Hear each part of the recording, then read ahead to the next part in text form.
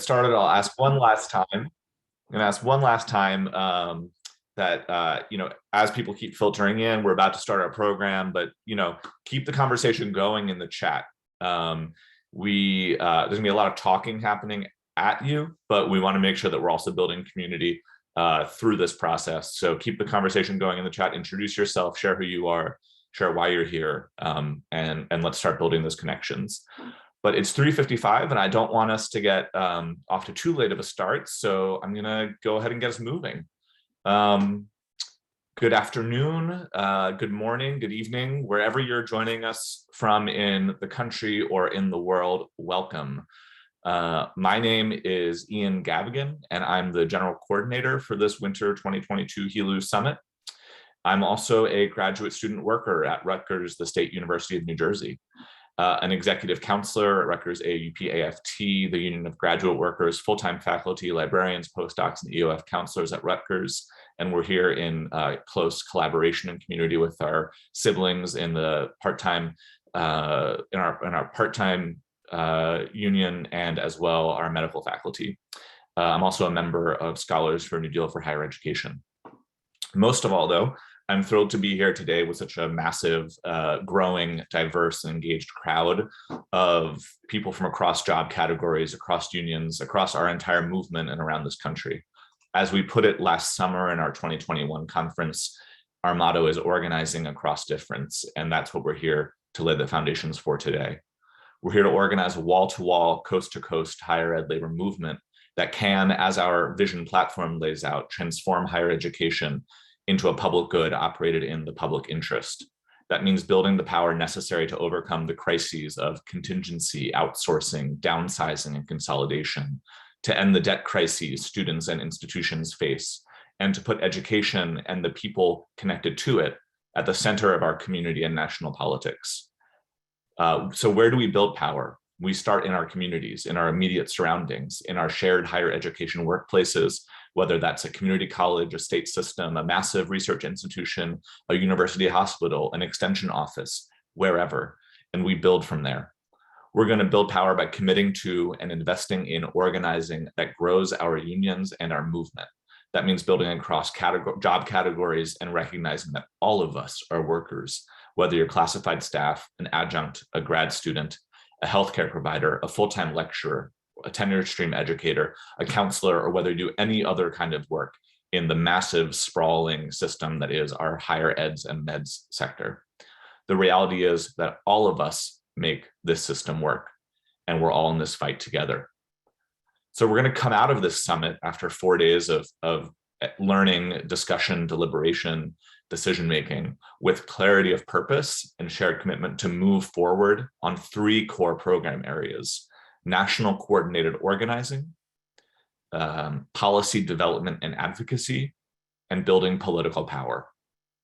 Over the course of the summit, participants, we're all going to hear from a range of speakers from across the labor movement, laying out our analyses of the crises in our sector and in our democratic society more generally, while we also meet as endorsing unions to make decisions about how we want to build the infrastructure necessary to coordinate across campuses, to invest in building up our fighting labor movement, to develop and advocate for visionary policies at the federal and state levels, and to grow our capacity to move the political system towards action on massive transformations like debt cancellation, tuition-free college, and systemic reforms of the higher ed labor markets that cannot be won through contracts alone. We're also going to make sure that this movement is anti-racist, one operating in tandem with the flourishing movements for labor, social, racial, and environmental justice that are setting the pace for change in our moment. Furthermore, we want to begin our work by embracing alliances, both within the labor movement and between labor and community groups. Our plenaries on Thursday and Saturday night will take up these themes explicitly, as will some fantastic programming throughout the week, in particular a public-facing educational program on Saturday. Before we move on to some technical details and our amazing keynote duo, the real reason I know many of you are here, I want to offer some additional framing about who makes up HELU and how decisions are happening at this summit. We are constantly building, and we are constantly in transition. We are creating an organization of organizations with union locals, AAUP advocacy chapters, and other voluntary membership-based higher education worker organizations at its core. Everyone, and I mean everyone, is welcome here, and we urge people to organize their collective groups to join if they haven't already. Most programming for this summit is publicly available to anyone who registers. However, the strategy sessions and decision-making processes are going to be open to unions, advocacy chapters, and voluntary membership orgs that have made a commitment to this summit and to working together as we move forward. Members of those unions and organizations who have registered accordingly will have access to all parts of the summit. And I also want to be clear about this. We want and we need deep and broad engagement to make this work. Our shared conversations over the following days are going to shape the commitments we make to one another. Looking towards next steps, we are going to return to our member organizations to affirm these decisions and move us forward. So if you're here as an at-large participant, or if you're part of a union, advocacy chapter, or organization of workers that isn't yet at the table, reach out to any of the organizers at any point during the summit or after to make sure we get connected. The doors are open. The doors are open throughout the summit and beyond. So feel free to open that chat, do a DM, email, go to social media, get in touch. The doors are open. We want to make these connections. And finally, a few notes on technical matters and Zoom etiquette. During our large group sessions, stay on mute. We have a tight schedule and want to respect the time of our speakers who have prepared their remarks for relatively short windows. Whether in the general chat or when in breakouts, we're also serious about making HELU a safe, respectful space for everyone. We're all in this together. Our facilitators in small group sessions are going to take Progressive Stack. Progressive Stack is a system of structured discussion by which attendees from marginalized identities or have previously been quiet are encouraged to speak first. That means we have to move up and move back in ways that encourage everyone to fully participate, something that has too often not happened in organizing spaces.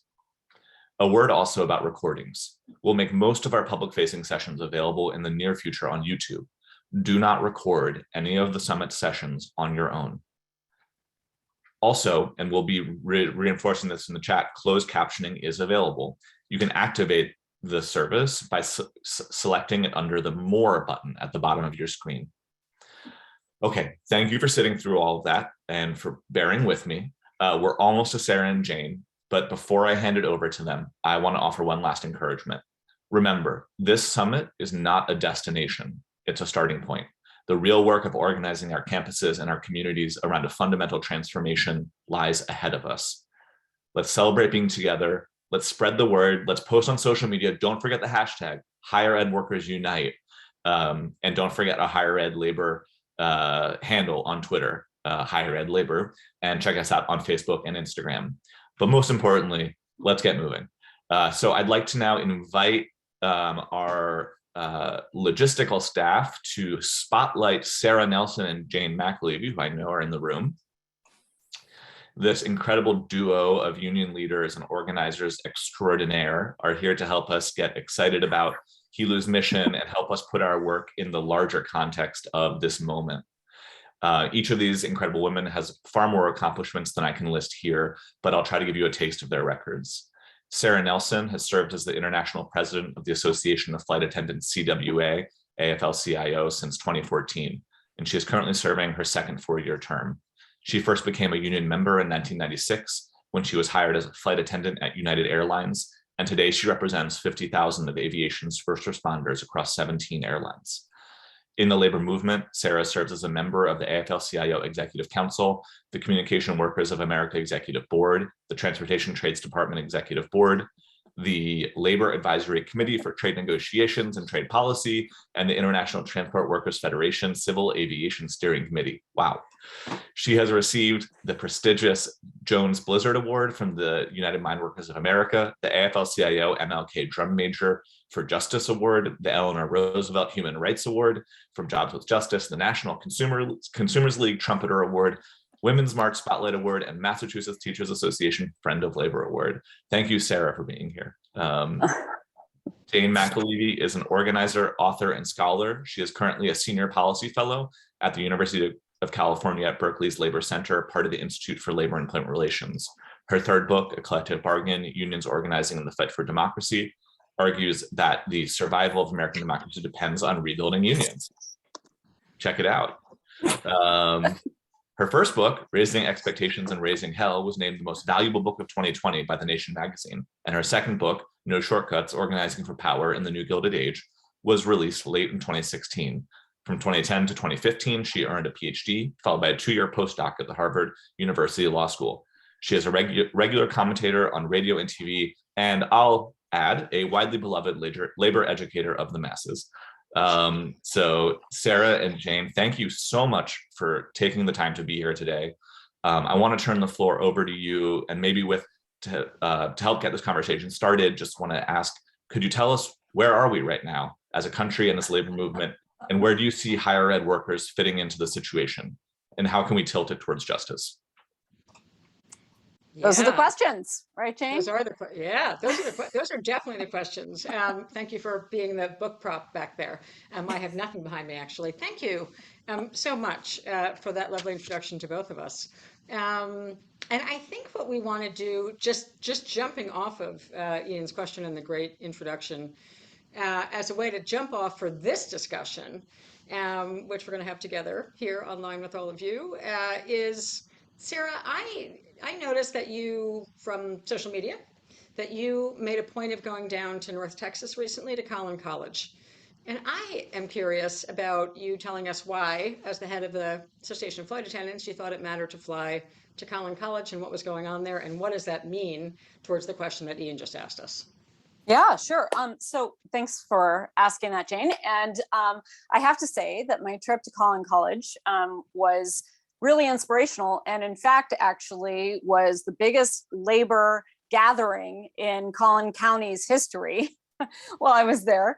So that was very exciting. But I was, Suzanne Jones, Professor Suzanne Jones reached out to me on Twitter, and she said, I have just been fired from Collin College, or they've notified me that I'm going to be fired.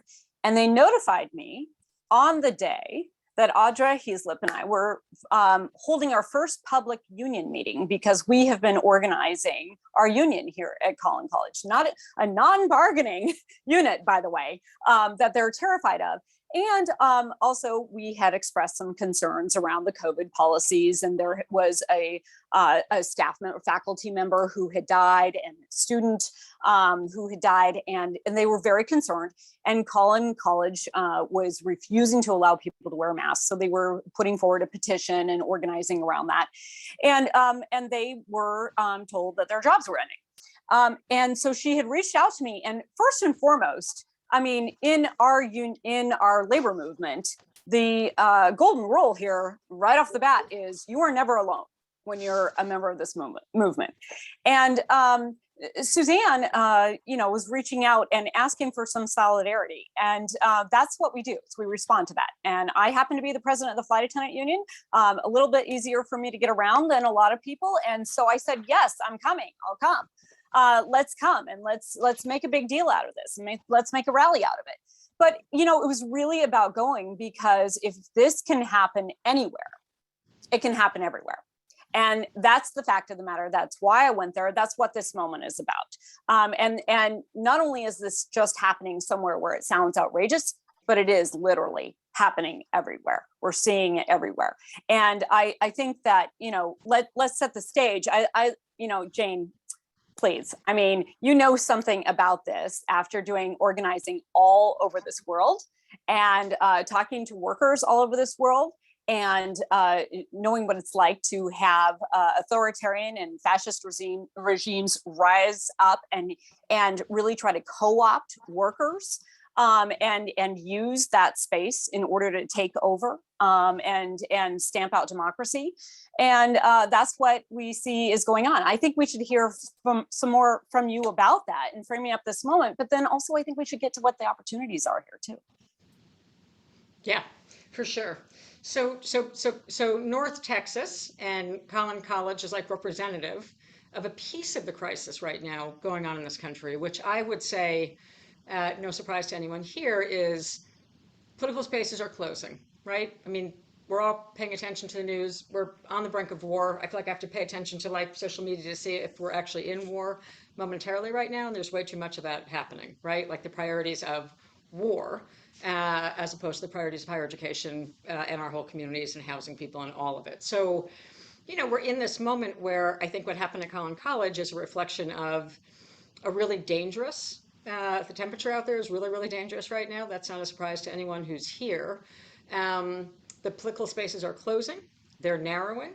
Whole states are making it incredibly hard, right? Just to vote again, and we can't figure out how to get Congress to actually even address that most basic issue, or a $15 an hour minimum wage, or many other things that relate to crucial issues about building a genuine democracy, a fair democracy, a real society, an anti-racist one that's good to women and all of it. So the question is like, you know, what do we do in a moment where our political space is closing? And what do we do in a moment where our court system is gone, right? My obsession about the colliding multiple crises of the climate crisis, super real. We have better people who will speak about the climate crisis in the next few days, but like mindful of a climate clock that is ticking very intensely, which gives, I think, organizers an even greater sense of urgency than we're used to having. Political space closing, Supreme Court gone. That's just not going to change for too long. The question is, what can we do? What can HELU do? What is the space that you're creating doing? And I want to start by congratulating everyone who's creating HELU, because I think what you started out by saying in the introduction, Ian, was the model or the method or the approach, model's a little strict, the approach of building a cross-local, wall-to-wall, cross-classification movement to defend and fight for higher education at a time when facts are few in the world is really essential. But the choice of what we're going to do, like what choice is going to be left to us when I think about waking up in January of 23, January of 24, and January of 25, like those 3 Januaries are like deep in my head right now. And when I look forward and I look at the French elections, when I look at what's happening all over the world right now, except for maybe Chile, right? There's serious few bright spots that are beautiful, but the political space is closing, and quite frankly, it's going to mean there's one source of power left when the courts and the political space is freezing and shutting down, and that's going to be workers withdrawing their labor. And it's a serious amount of power that we have, and the question is, how do we get there? So I think I want to say that building strike-ready unions. In fact, the last time, actually not the last time, one of the last times Sara and I were hanging out together online was when we were kicking off our international strike school, right? That had 6,000 people in it from across unions in the world. My work with the Rosa Luxemburg Foundation in Germany. Because building strike-ready unions is not just a U.S. imperative. The attacks on higher ed are everywhere. The costs are rising everywhere. Austerity is everywhere. So the political space is closing everywhere. So we have to build serious strike-ready unions, and we can't just take for granted that people actually know how to do that, right? We might have the impetus to do it, but then how do we actually do it becomes crucial. And so, Sara, speaking of strikes, I know that one thing that you and I hear a lot about, because we are big believers in strikes and strike power, but I think it's important for us to touch on the question that we hear a lot, which is what kind of strikes, how can we do them, where are they going to be, why, like what's the real possibilities as you see it, as someone who stood up and essentially threatened a very important strike a couple of years ago. Like, what are you seeing in terms of the possibilities for strikes? Okay, so first of all, I'm going to build up here from what HELU was talking about. And another thing that I think Ian said that was really important in this discussion. And that is that if any one worker on our campuses can't do their job, none of us can do our jobs. We're, you know, the very first thing that the union buster does, I like to say they use the 4 Ds, right? They try to divide us. And the age-old divide is by race, by sex, by identification. And then they get into in the workplace, dividing us by our jobs, right? Making us think that we can't possibly identify with another worker because they do something different than we do, or making us believe that some people are workers and other people are professionals, or whatever it is that they try to use. So it's divide, distract, delay, and then finally demoralize. And all of these things are what HELU is putting up front and saying, we're not actually going to give the union busters any entrance here. So that's really, really important, because building that kind of solidarity and that understanding that we have to stand up for each other. Oh, Jane referenced the government shutdown, and what people commonly refer to as my call for a general strike, which there was a lot more going on there, by the way. And I didn't actually call for a general strike. I said, just it's a crisis, and the labor movement can change this. Go back and talk to your locals and your internationals about conducting a strike. Well, we got ready to strike ourselves, because what we saw in this moment was that this was an opportunity for redemption from PATCO in 1981. When the labor movement thought that the air traffic controllers' fight was just their fight. And what did we find out? Leaving them alone, Ronald Reagan fired them and sent a signal to every other corporation, every other business, every other state and local entity that the right to strike was under attack.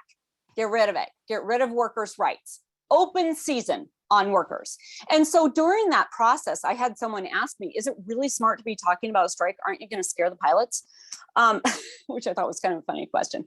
But anyway, I said to academics and to other labor leaders, strike, strike, strike, strike, strike, strike, strike, say it. It feels good. And so just the idea that you talk about the strike is recognizing that workers actually do have power, which is what they tried to deny us for so long. They tried to keep us divided, make us believe that we didn't have any power, make us believe that if you didn't like your job, you should just go get another one, right? Stop complaining here, because complaining means you're lazy or whatever else. It doesn't mean that you actually want change because you want to make life better. And so we have this moment to now define why it is that we want to use our collective power. And it's not just about the strike. The strike is our tactic. Solidarity is our power. And so I'm gonna hand it back to Jane, because we're gonna end up running out of time. But Jane has written a few books on organizing and how to organize strike-ready unions. And I think it's really important that we talk about that, because we also need to understand what's the difference between mobilizing and truly organizing and being ready for the moment that is before us and making the most out of it, rather than only thinking about how we're going to be defending here. Yeah. Strike, strike, strike. I'm always happy to follow someone saying that. It just sort of automatically rolls off my lips right after you say that. So I think that the moment for HELU is fantastic. I mean, when I think back about the trajectory of my work for the last, getting old now, 30 something years, the first time that I was ever trying to address a crisis in higher education was when I was the president of the state student union in New York in the SUNY system. And that meant that I was actually the official trustee on the State University of New York Board of Trustees, right? I was and then I was a gubernatorial appointment to the Higher Education Service Corporation, which is the board that administers all financial aid in the state of New York. So that was back when I was 19. And I remember at 19 almost being thrown off the State University of New York board because I had all the confidential documents about the negotiations with AAUP and several other unions, and was accused of handing over my management side books to them, which I'll never say in an online thing whether or not that happened. I will say that I shared some conversations from my management view at that point as a trustee about how much money there was actually in the bank. So my beginning to work as a student leader with faculty unions and classified, right, CSEA with a bunch of classified worker unions, started from a very ripe age, like understanding the central role, I would say in my case, particularly of the public university system, as someone who came out of the public university system and could never have afforded anything else, but defending and protecting and expanding the right to public education in this country is central. And right now, what we know is happening, we're building prisons, we're building deportation centers, and we're closing colleges. I mean, I was just in Vermont,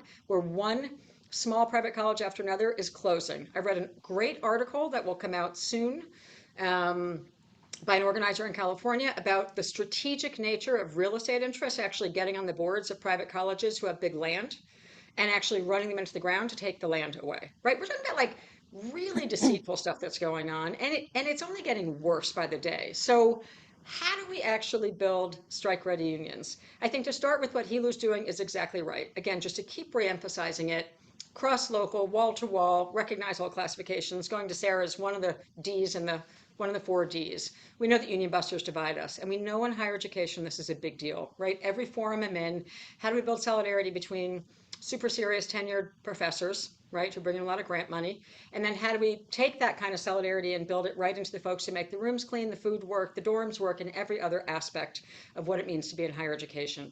And here's the thing that I've said over and over in these settings is we're not going to build the kind of solidarity that Sara speaks so eloquently about by just wishing for it or tweeting it or calling for it.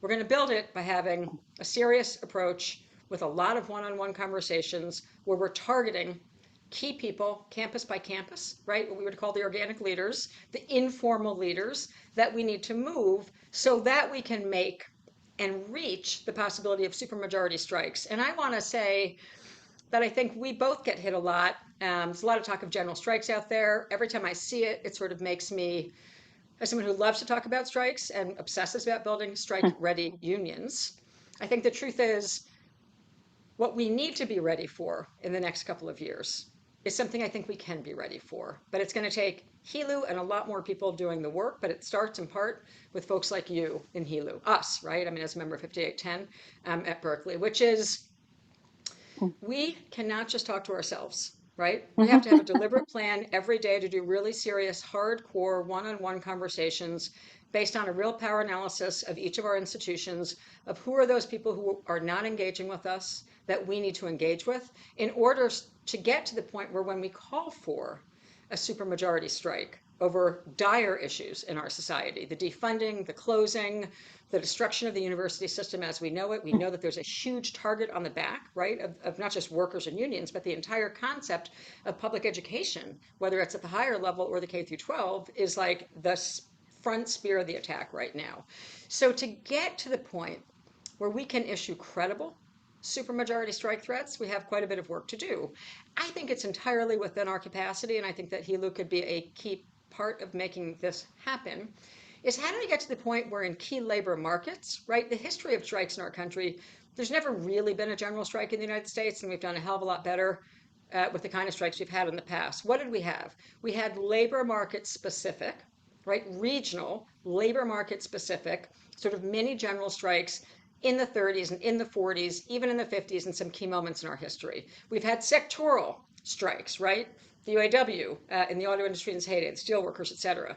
So I think when we think about what it's going to take to save education, to build great education, to make it so we build closed prisons and open colleges, not the reverse, which is what we're doing all over this country, it is going to take super deliberate work that when we leave here, we come to places like this to get our strength, to think about strategy, to strategize together, to take some comfort and motivation in a world that feels very, very rough right now, not before the pandemic, during the pandemic. Like it is incredibly stressful for everybody right now. So we come to these kind of gatherings, talk strategy, be with allies, be with people who are generally speaking on our side, but we have to leave these gatherings with an absolute plan to spend all of our time talking to the people who are not at our gatherings and are not coming to our gatherings, because that's where we get to being able to build supermajority strike-ready power. And I just want to add a little motivation,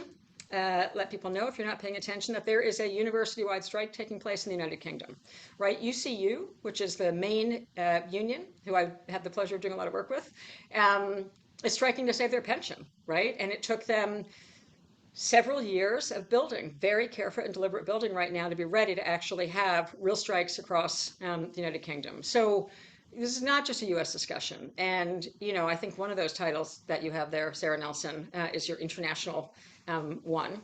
And the more I'm looking around the world, the more I really see that we are an extreme, the U.S., right? U.S. exceptionalism is just how bad we are at a lot of this stuff, how we are, you know, we're just bad at like austerity, like we're the leaders, we're number one in austerity, right? So, but we have to pull it together as not just a US based movement around higher education and the fight against racism and the destruction of everything that, you know, as Astra Taylor says, I sort of always like her framing of her democracy book. It's like, you may not like it now, but it's going to get a lot worse, right?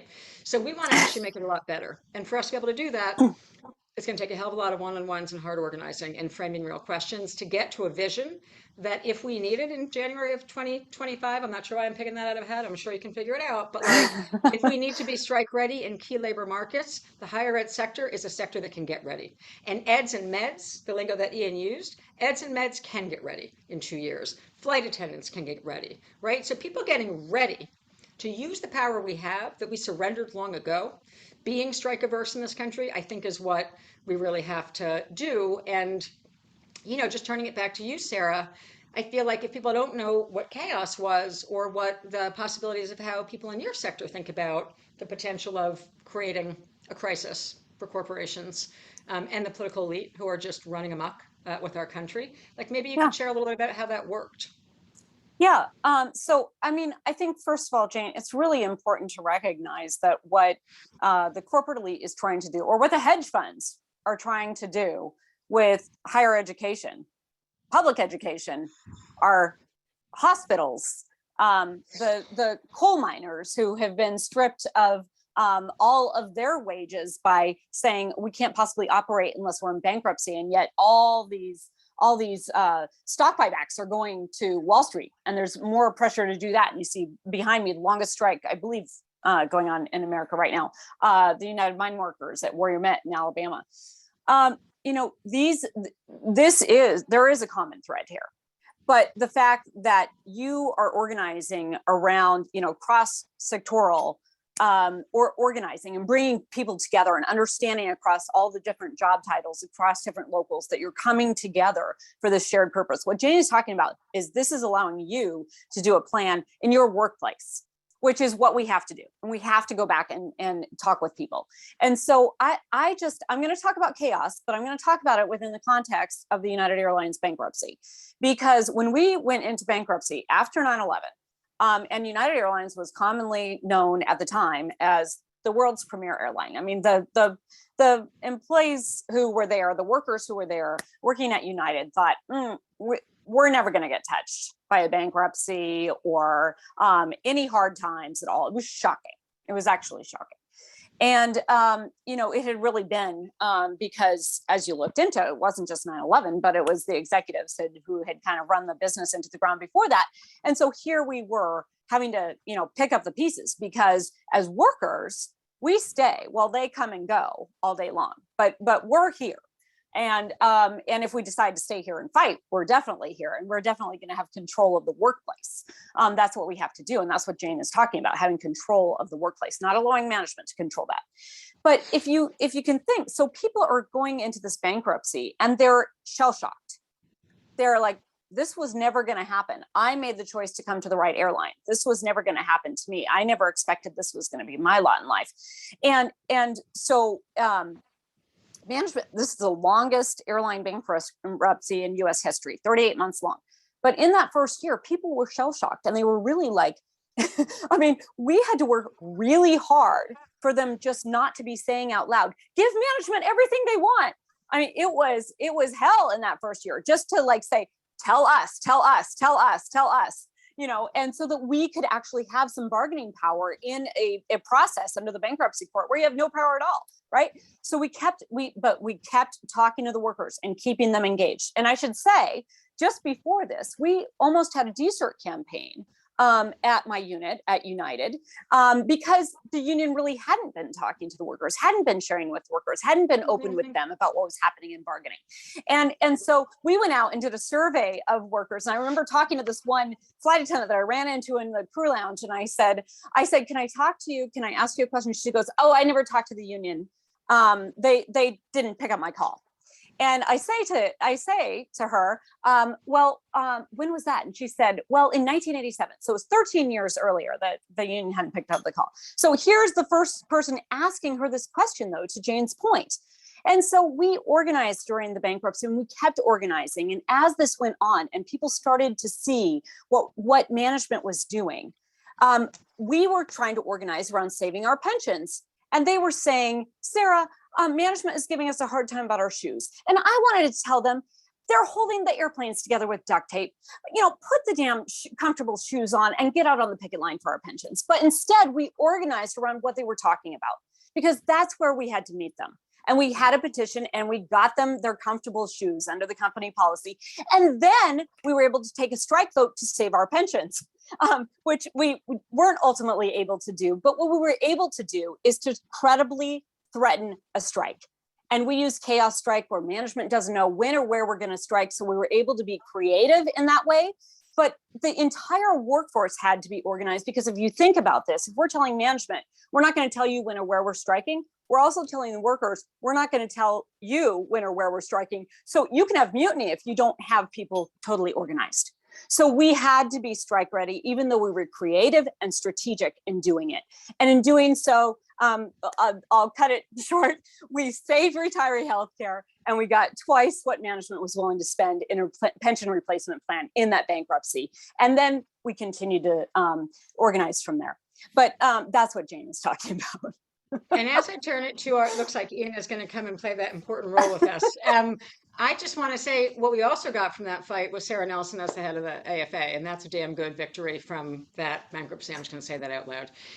Ian, take it away, like if that's what you're here to do, because we need to build more universities. We need free, debt canceled, less prisons, less deportation facilities. We got all the priorities upside down and backwards, and we are here to support the building of this movement.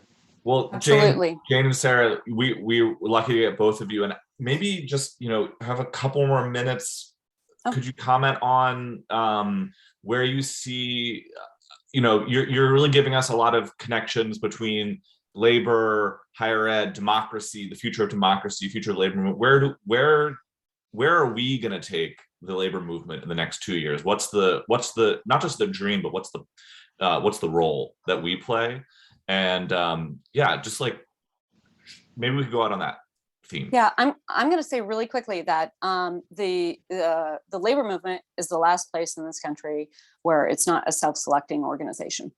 This is where the conversations are going to happen, because we have become polarized. We have been told that we're divided, and everywhere else we're doing what Jane is talking about, where we're only talking to ourselves. The labor movement, the union halls, the workplace is the one place where we can come together. And we didn't even choose to be together. The boss hired us. But we have to figure out where our common ground is. And so this is the one place where we can actually save that democracy, because it's the only place where we can actually promote collective bargaining, where you're actually resolving issues together and you're actually honoring that. And you're also respecting people, because the only way that you can actually build enough power to have power in collective bargaining is if you're respecting every other person, because you have to bring them to your side in order to have that power. So I'll just say that and shoot it over to the amazing Jane McAlevey. I was going to say, I think that, for me, the HELU moment, I mean, I think that's the big picture moment, right, is getting strike ready and all of it. What's so interesting to me about all the education sector, not just K through 12, but beyond, right, higher ed, as well as K through 12, as well as the field that I've spent most of my life in organizing and negotiating, which is healthcare, right? Eds and meds, as Ian, you talked about them, education and med, is that these are the growth institutions. I mean, higher ed, not necessarily, because they're going to hammer it at the moment, right? So we got to stop that. But when you think about who's positioned all over the United States, from North Texas, Collin College, where we started, to just about any place you name, right? When I was writing a collective bargain and we were doing numbers on what were the largest employers, and we picked all these random places. And the largest employers is in education and in healthcare.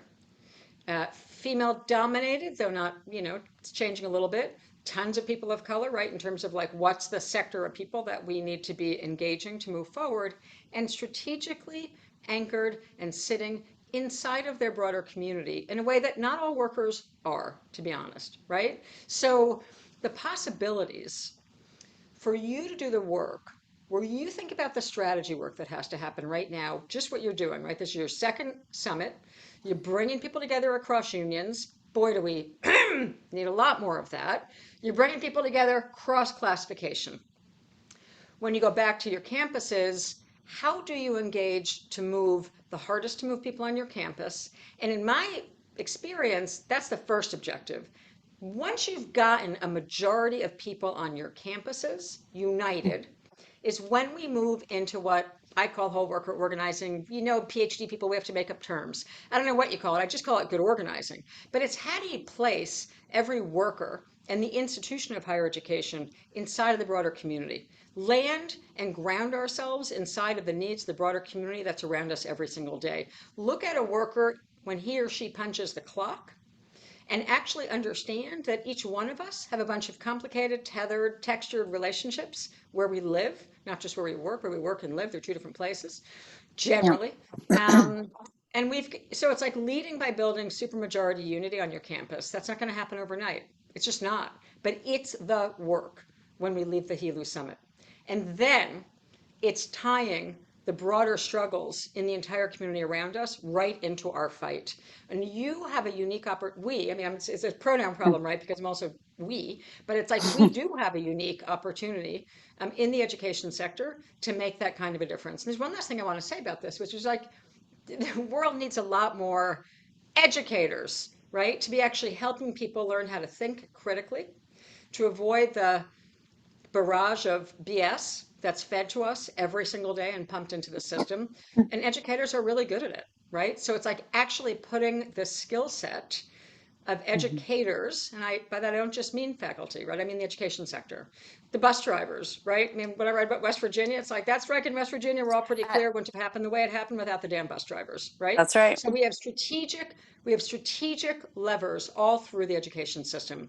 And the higher education system, there are so many untapped leaders sitting waiting to be tapped who don't yet have a sense of how to get plugged in, and HELU's job is to help them get plugged in and to help them build to supermajority support, to help them move the hard conversations with the sort of elite strata of tenured faculty who we need but are not always engaged. Happens with the high-level nurses too in my work, right? We get super serious high-level nurses that we're uniting together with the cooks and the janitors and the cleaners and the sterile, and it's totally possible because we've done it, right? It takes deliberate action, hard one-on-ones, and I think that's HELU's job right now, is to get an agenda, get a focus, build a higher education movement, and get out there and be a super important part of getting strike ready in the next 2 years, because we're going to need it. That's for damn sure. So it's very exciting, and really happy to support the work. Well, thank you for such clear marching orders, and and from both of you, such important analysis coming out of really years and decades of experience. So thank you both for being with us today and for sharing your perspective. And I hope we can have you back as we go do that work that you both are kind of urging us to take on. So thank you both.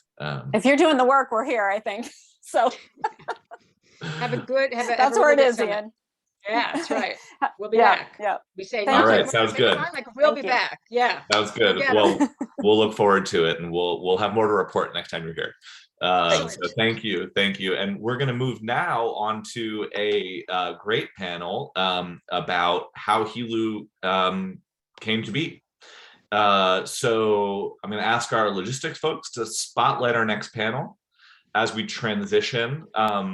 Thank you so much to Jane McAlevey and Sara Nelson. What an incredible duo of wise, seasoned, winning voices with so much analysis to share, and to really specify a kind of strategic analysis of how we want to position higher ed and higher ed workers in this political moment. We're so lucky to be able to have them with us, and hope we can stay connected. Now we have a panel of 3 of the founding organizers of HELU, and we want to open up a kind of extended conversation about how we've arrived here at this moment, why we're working together, what the kind of networks relationships are like, and also to reflect on where we need to grow from here. So I'm going to let each of our panelists introduce themselves briefly, and then I'm just going to open up a few questions for everyone. And for those of us who have joined us since we got started, thank you for being here. My name is Ian Gavigan. I'm one of the coordinators for this summit, and we've got great turnout, great people. Please introduce yourself in the chat if you're coming in. Browse around the introductions. We want to make sure we're building community as we're also listening to these great panels. So maybe just first a round of introductions. Who, yeah, name, pronoun, where you're coming to us from, and just like really briefly why you're here before we get into maybe the details, and start with Amy. Hi, everybody. Yeah, that was an amazing start to hear just such a great overall framing of the higher ed labor movement, where it fits in nationally. I'm she, her, and I'm here from Scholars for New Deal for Higher Ed, and I'm also a member of the Connecticut State University AUP. And I really came to this this organizing and this work from the position of contingency. I'm going into my 11th year as a contingent, I'll say contingent educator, scholar / researcher, whatever it is people need done, we do it so that we can pay our bills. I really came into it from contingency because when I've actually been in 3 different higher ed labor unions, 2 at the same time. And that's the life of contingency, right? We're transient. We can often be members of multiple unions in 1 year. And we need this national organizing to really address these issues, because we do move so much and we are on so many campuses, and it can't be a site-by-site battle for contingents. We need national, structural, state level organizing. So that's where I'm coming from, and looking forward to hearing everybody. Thank you, Amy. Rafa, why don't you go next? Hi, everyone. Thank you so much. My name is Rafael Jaime. I'm a graduate student in English at UCLA, and I'm the president of UAW 2065, which is the union of teaching assistants, tutors, and readers at the University of California system. I'm coming from this perspective as a grad worker at my university. And the reason why I came together and to help form HELU is because the issues that we face, much like the issues that Amy was talking about, precarity for grad workers, low pay, power disparity that allows for really serious problems of sexual harassment, discrimination. These are issues that we can make a lot of movement on through organizing on our campuses. But they're also bigger structural issues that can only be addressed through nationwide organizing. And in order to do that, we need, in order to fix the kind of universities that we currently have that puts profits over workers, we need massive organizing. And we can only do this by coming together, building solidarity across job sectors, across universities, and across the state. And I think this is the goal of HELU. And with that, I'll pass it to Todd. Hey, everyone, it's great to be here. And wow, Sara and Jane were fantastic, as you were, Ian. I'm the vice president of Rutgers AUP AFT, he, him pronouns, and a faculty member at Rutgers, tenure stream. And I guess,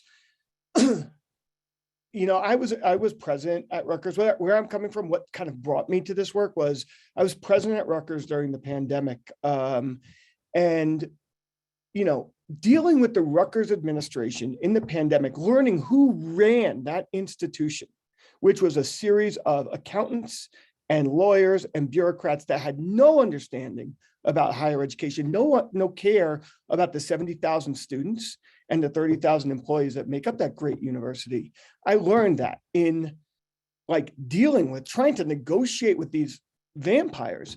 And in doing that work, many of us built a really robust coalition of every type of worker on our campus, from professional staff to grad workers, postdocs, faculty, both tenure stream and adjunct and non-tenure, and grounds staff and dining. And I learned that that's where the power lies, both at our local level and at the national level. And that's the kind of movement we need to build. So that was a very visceral sort of experience for me that helped me sort of refocus where I thought my work and the work of higher ed labor needed to go. I'll kick it back to you, Ian. Thank you, Todd. Thank you, all 3 of you. I think all of you have been with HELU from the beginning. So maybe just a kind of open question of, where do you see as kind of where we started, and what do you see as the opportunities right now? Maybe that's too broad, but I just want to kind of throw that out there. Is that question one that anyone of you would like to kind of jump at?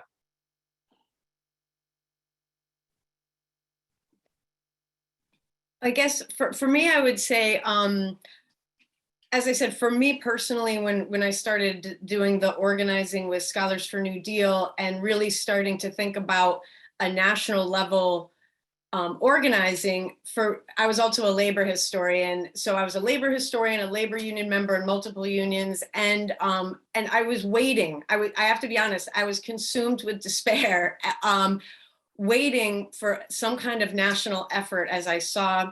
And I loved my unions. I'm so grateful to have had unions on my campus to at least get the little bit that I got. But I could see that they were up against just massive structural problems with state budgets, federal funding, austerity, which I heard a great line the other day, that austerity is the myth of scarcity, because they're actually not scarcity. There's plenty of money, it's just where it's going. And I start to be like, we need to follow the money. And that just became like a consuming thing for me. And when I joined Scholars for New Deal and we first started doing some of this labor organizing, a lot of it was around debt and precarity and where money is going, and what labor unions can do to kind of call on their administrators, boards, state reps, and then eventually College for All and the budget negotiation.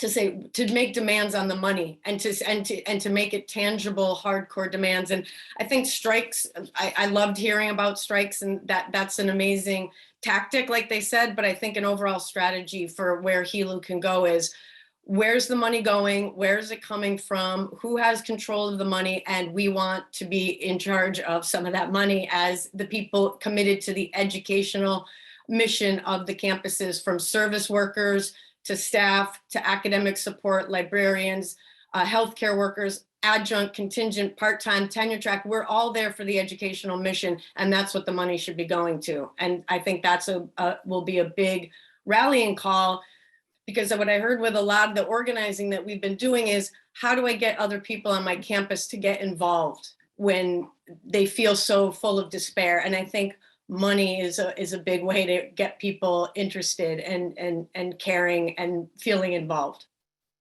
Absolutely. And thank you. The austerity is the myth of scarcity is a line I think a lot of us are going to borrow. Todd,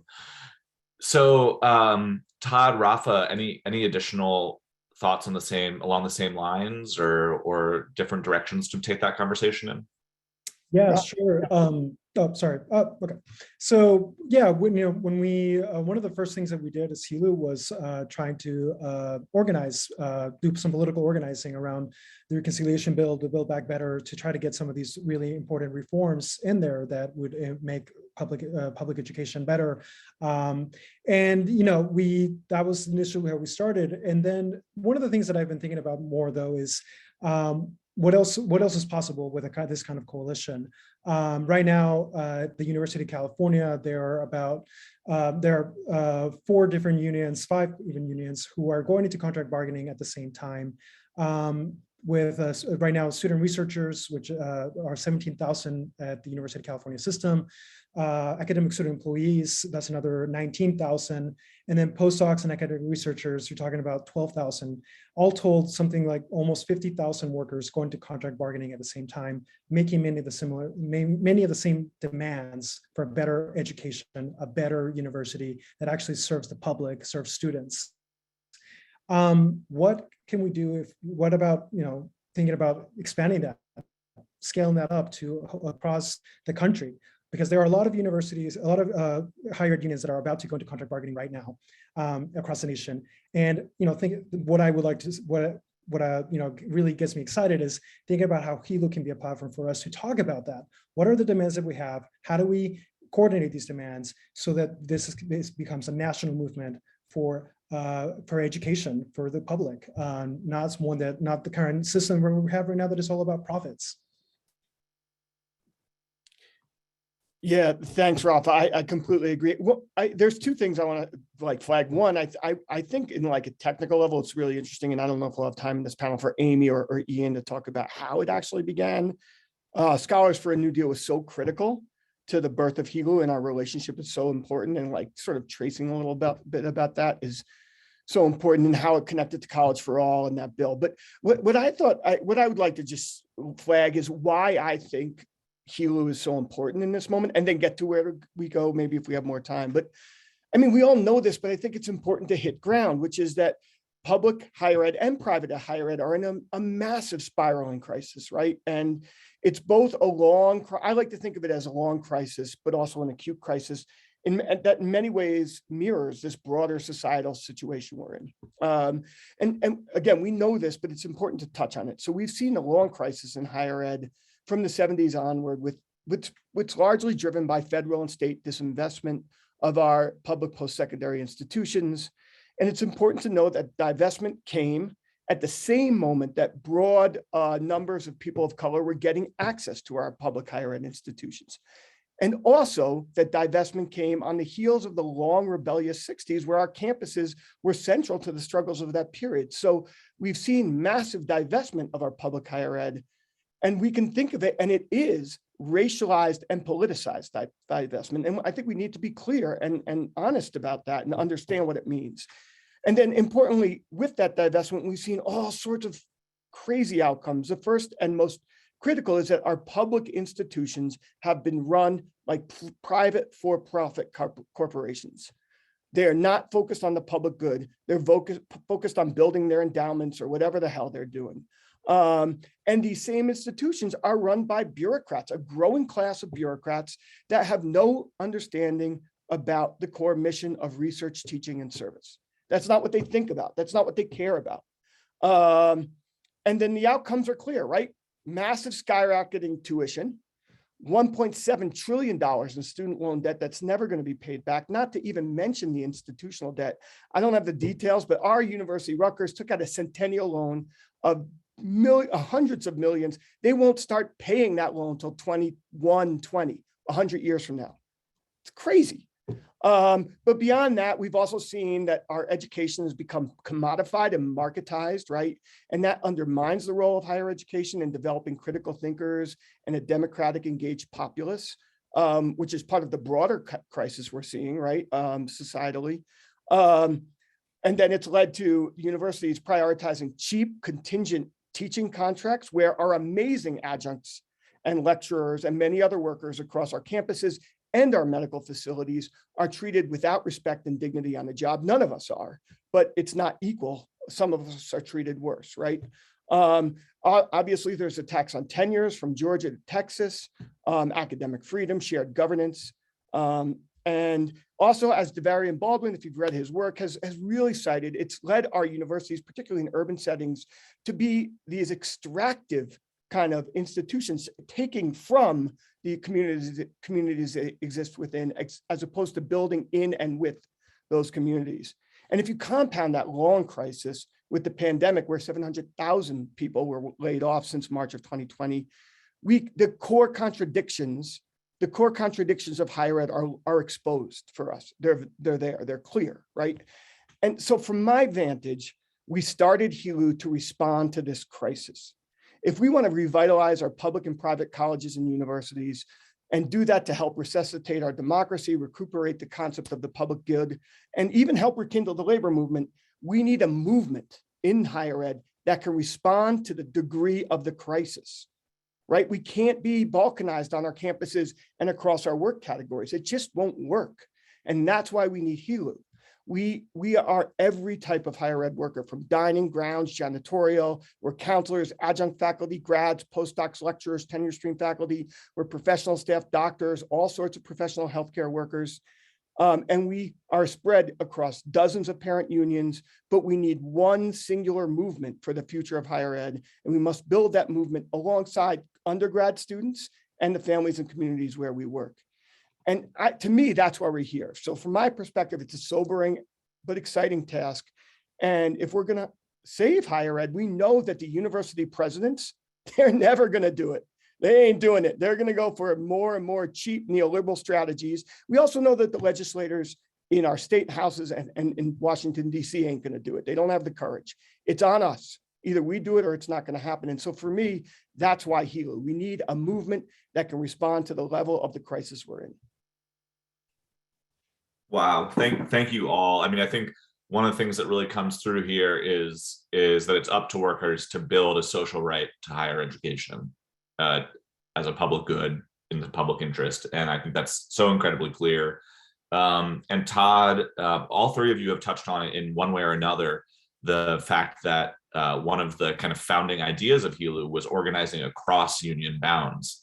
Because, recognizing that higher ed workers are organized across at least a dozen internationals. And so I wondered if anyone wants to talk about what that analysis was, what that has meant, what that looks like going forward.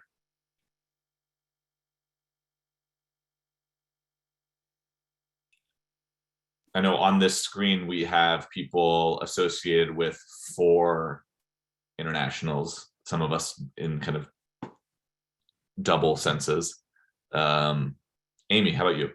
Well, I was just going to say, and this goes to Todd's kind of talking about how HELU emerged from a variety of organizing. And I think that's what's been so exciting about watching it from the beginning and being part of it from the beginning, is to see that it really started to emerge when people were very interested in reaching across unions, types of workers, but also like types of categories. And those of us who have been contingent for a long time know how hard it's been to it's not just breaching through unions. I was in a union where we had contingent and tenured people together. They didn't talk to each other. So it's reaching across unions, but it's also within unions saying, like, we need to start talking to other people in our unions who are different types of workers, and doing what they did at Rutgers of reaching out to other unions on their campus. But even within unions, we needed to start having these conversations. And I was just so excited to be taken seriously at Scholars. And then when we started working with Rutgers, AUP-AFT and Rutgers Contingent Union, I see Sherry Wolf here. She was one of the ones at the first meetings where I talked to their adjunct union to say, we are going to take adjunctification seriously. Tenured people and full-time employees on universities are now going to listen to your concerns and actually hear them. You're going to be part of the process. And when we started organizing both the LACHA, so we organized 2 events. One was at LACHA, which is the Labor and Working Class History Association. And we did the plenary for their conference. And then we did the July 2021 Labor Summit. We made sure that different types of workers were involved. And it really stripped away a lot of that sense of the way things had been done in the past. And we need to acknowledge, like Todd said, some people are more exploited than others. People on semester to semester adjunct contracts with no benefits are so precarious. And just like Uber and Lyft and other gig workers, that we can ally with, they're just hanging on to, like, hoping they get get the crumbs from the system. But at the same time, we don't want to get so stuck in the histories of some of these rivalries and divisions, because we are all so precarious now. We are all just on a degree of precarity. It's not a 2-tier system. It's a 5-tier system to divide us in precarity. There's nobody that's really actually fully secure. And I think, being somebody that was a grad student recently, international students, international faculty are going to be vital to a U.S. higher ed labor movement, and then the U.S. higher labor ed movement feeding out into that global higher ed labor movement. But because international workers have the added concern about all this visa and immigration and documentation and their spouses and children. So to me, there's so many layers at which, when we started doing this, people just let the egos and some of the history go and say, we're going into something where we're going to acknowledge the nuances and the differences, and then ally around our shared goals. And that vision platform that came out of the second summit was really about what are our shared goals, not to paper over the differences and the ranges of exploitation, but to say, we all actually want some of the same stuff, and we can get some of that same stuff when we have leverage.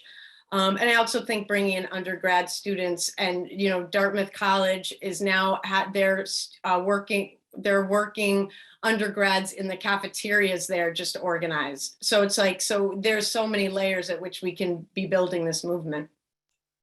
Thank you, Amy. That you spoke to so many of the key points about overcoming the divisions within the higher ed workforce. and needing to do that to really move forward, and also overcoming some challenges that have come from years of conflict within our movements that have never been fully resolved.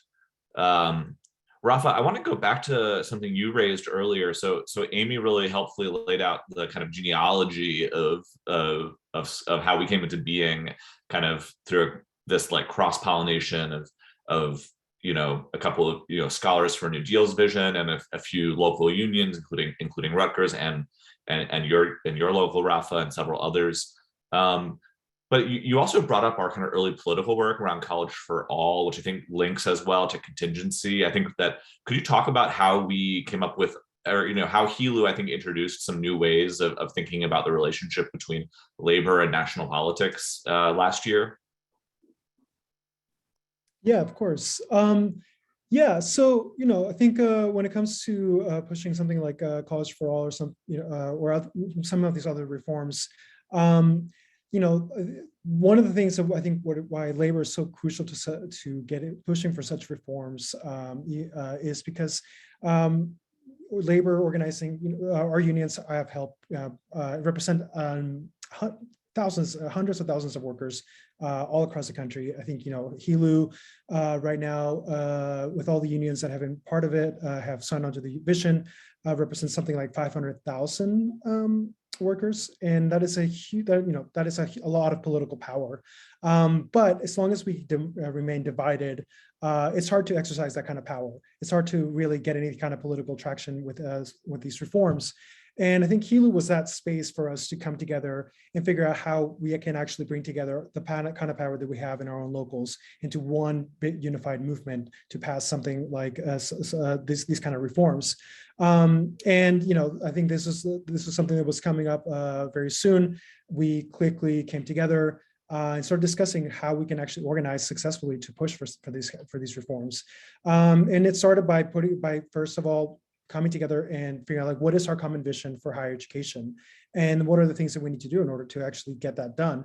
And yeah, this is essentially how we put together our vision and made the College for All one of the central planks for trying to achieve one of the first steps towards achieving that longer vision for higher education.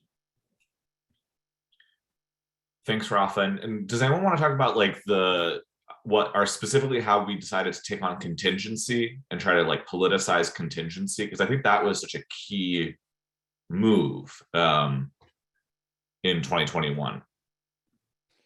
Amy, I'll defer to you if you want to start, but if not, I can. I was just going to say that was really something Ian, so I want to give Ian credit for that. So Ian and I and Eleni and David and Jaleel worked on a brief for College for All, as Rafa was just saying, is kind of becoming this central way. Not that College for All was going to solve every problem, but it was going to foreground labor and tying it to federal funding and using it as an organizing tool. And Ian and I were working on this brief, and he and I focused a lot on the page about labor, and we just started to realize that that the federal government really had no clue about kind of the higher ed labor market, and how were we going to deal with the fact that by far the majority of faculty and staff are contingent, and that the majority of faculty are adjuncts, not just contingent, but they're on like these like really limited contracts with limited benefits.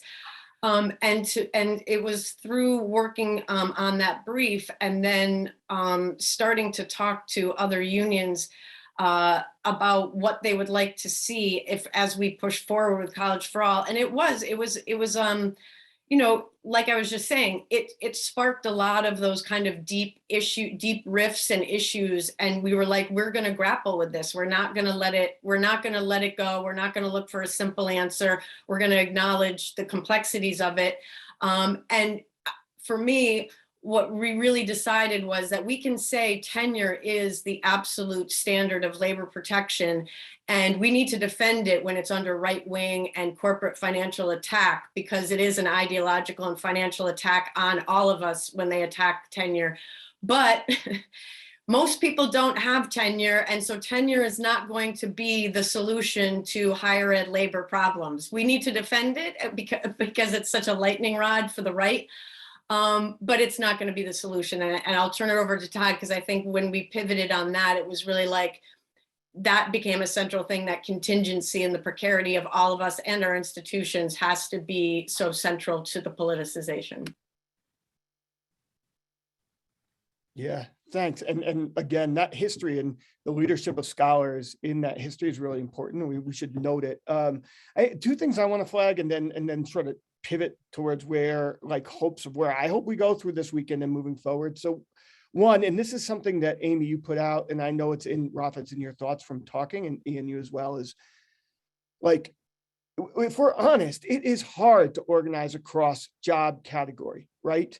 Everything that a particular institution like Rutgers or at the national level that operates within the sector is to divide us, right? And so we're actually working against every single kind of organizational principle, right? So for instance, our union, Ian and I, is a union that has both full-time tenured faculty and grads, right?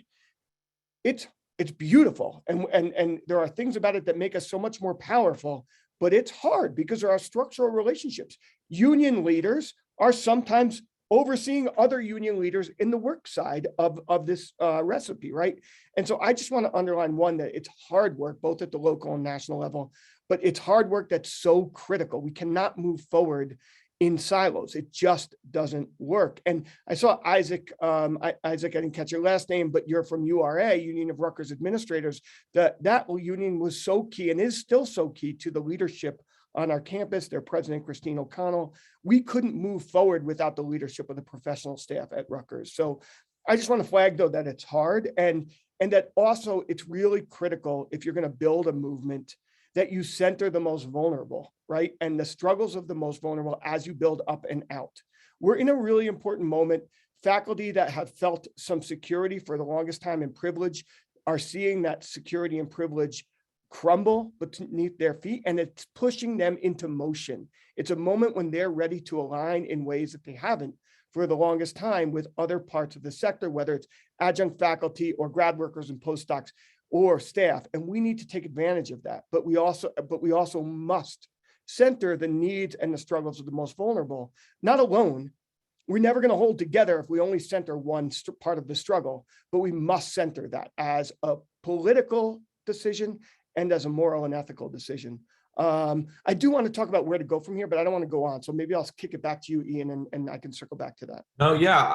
I just wanted to throw in, like, one of the things that I thought was so powerful about that process as a kind of emerging movement last year after our summer conference, which, like, we amazingly got, like, you know, a crowd this size in the middle of summer to, like, take on these big questions. We were like, all right, let's experiment. Let's see what we can do. And, like, we took that, like, College for All framework that we had started to play with, and we were like, then the whole BBB stuff came into being, and we used the vehicle of lobbying, for lack of a better term, at the national level for putting serious labor protections into federal law, tying serious labor protections to federal law, into federal money, which is what we're going to have to do eventually to fix the labor market. But we kind of knew we weren't going to actually maybe win that one in the first go around. But what we did was we got people to start believing and to thinking about and believing that, oh, we can actually go after this core condition of contingency, that we can go after these core conditions of austerity, and we can go after these core tactics of divide and conquer inside our institutions, between our institutions and the communities, between workers and students. So, and in doing that, we actually built out our membership. We, like, tripled the number of workers whose unions joined HELU. We grew our steering body that has met on a weekly basis since then, and that has come up with all of these, with this idea that we want to move forward around 3 core program areas of coordinated organizing, recognizing it doesn't start with politics, of coming up with having a dedicated, sustained way of doing policy development and advocacy.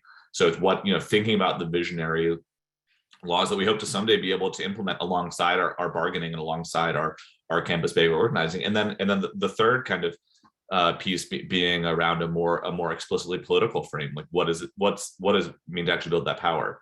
And so all of that came out of using this fight, which was interesting and inspiring. And no, we didn't win it in the moment, but it was a vehicle. And so I think that's really interesting. And I want to just make sure that was on the table. But yeah, Todd, it sounded like you wanted to offer some more forward-looking stuff. So why don't you jump in? Yeah, thank you. And yes, and to be clear, it was always meant, the Build Back Better fight was always meant to be a vehicle to build our power, our ability to work together, our ability to lobby, our ability to organize and coordinate our organizing. But I think for me, just some stuff about where we're going and where I hope we get to through this weekend. Jane and Sara laid out the moment of the labor movement. We're in a pretty exciting moment, growing strikes across the country. And I think we're seeing something similar in higher ed. In last fall, from Harvard and Columbia to a new organizing campaign in Pittsburgh and New Mexico and Oregon to the stuff that Rafa, you and UCAFT did in the UC system. We're seeing so much new organizing, the growth of new advocacy chapters in AAUP, new United Campus Worker locals from CWA throughout the country, and growing militancy. And so from my vantage, what we really need to do is recognize that, and we need to both help call that militant strike moment or militancy, forget strike, some may be strike, some may be otherwise, but this militant moment in higher ed to help call it into being and grow and coordinate it. And some people have been thinking a lot about that, Rafa and Ian, for instance. So to that end, we have to take our local struggles and make them bigger than just the local struggles. We need to make them part of a state and national vision. We must politicize at every level, up to the national level, the fight over the future of higher education, from debt, which the Debt Collective is doing great work on, and many others are, to contingency, to corporatization of our institutions, to attacks on tenure. And for me to get that done, and we've talked about this, but just to restate it, we must build alignment across workers. Ian, you said this earlier in a really nice way, wall to wall, coast to coast, across all type of institutions in higher ed, from 2 years to 4 years, both public and private. We need to revitalize and organize on our campuses. They're great locals and great advocacy chapters that are organizing themselves towards unions across this country right now. We need to be strategic about that. We need to change our approach. Again, we need an industrial approach or wall-to-wall approach. We have to tear down job category craft union silos. We're not going to win that way. There's no way forward. So, and where we can't, because we already have existing unions, we have to build coalitions across unions and with our students and with our communities.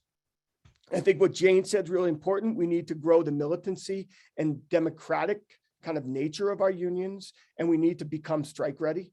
And as Ian, as you said, we need a political strategy, an organizing strategy, and a legislative strategy. And so the last point I want to make is that we have to understand that the crisis in higher ed is bigger than our local fights, our local contract campaigns, our new organizing campaigns, our legislative campaigns. And hopefully we'll say more about this tomorrow, but it's critical for all of us to think this through. So like from my vantage, Rutgers, our union, and many of the unions on the campus, our contracts are coming up, like I think Rafa's are this summer. And we as a union, and in collaboration with the other unions on campus, we have a big vision of what we want to achieve. We want pay parity and increased security for our adjunct faculty. We want a pathway to tenure for non-tenure track faculty. We have a racial justice vision at the core of our work. We have common good demands with our communities where we work in Newark, New Brunswick, and Camden. And to win this, we are preparing to be strike ready. But at the same point, we cannot solve the crisis in higher ed in our contract fight with Rutgers. There are things that are bigger than the fight at Rutgers, whether it is winning free 2- and 4-year public higher ed. We can't win that at Rutgers. Whether it is solving the crisis of jobs for our amazing grad workers coming out and not having the kind of jobs out there, whether it's contingency writ large, whether it's student debt. We can't solve that on our campuses alone. So as we think about everything, I think we need to think about our strategy. We need to recognize that we need a national movement because the struggle is national. It's not just on our campuses. And I'll kick it back to you, Ian. Thanks, Todd. And I just want to open it to, I guess, all three of you to give us your forward-looking, Rafa and Amy, like what do you see as next? Do you see the opportunities? Amy, I know in Connecticut, the unions there are involved in a hard struggle right now around higher ed. And Rafa, you named like that there are a bunch of contracts coming up. So tell us about those things and what's next and where you see solidarity in action. And I just want to also flag, we're going to follow this with some breakout groups where we're going to invite everyone to do some of this thinking yourselves. So in some ways, this is seeding those conversations, modeling those conversations, but also we just want to hear you as amazing leaders, where you're coming from and where you want us to be thinking. I guess for me, thinking about, I've been transient for so long in my careers, and right now I'm in Connecticut, and there's actually a bunch of issues going on. They're trying to consolidate all of the community colleges into one college, which of course leads to firing of the redundant workers so that we get what I call the higher ed stretch out. I think that's one area that we haven't mentioned yet, is that workers are being asked to do multiple duties. People are retiring or being furloughed or laid off, and they're not replacing them. And so I think the higher ed stretch out is a great thing to bring more staff and librarians in as well, because I think that's where it really happens a lot. And also, and they did that in Pennsylvania too. So this idea of consolidating to create these redundancies, I think, is a big problem.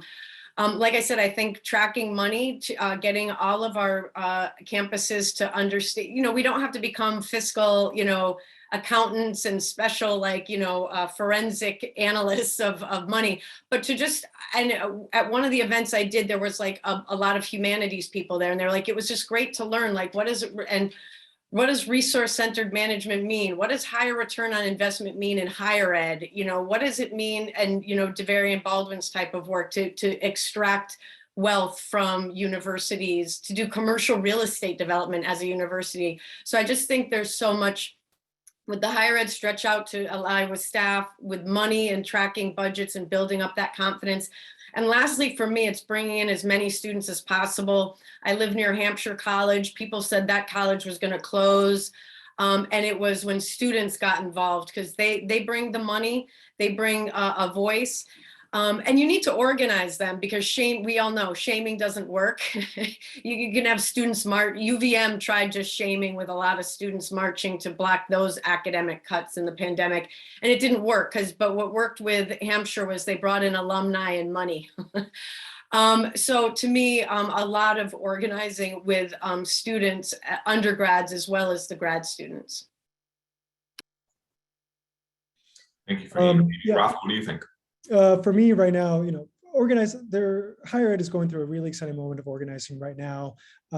With just, there are, since Biden administration came in, and now the NLRB has pretty much made it so that there's a much better chance of unions actually forming, grad worker unions forming since the Columbia decision.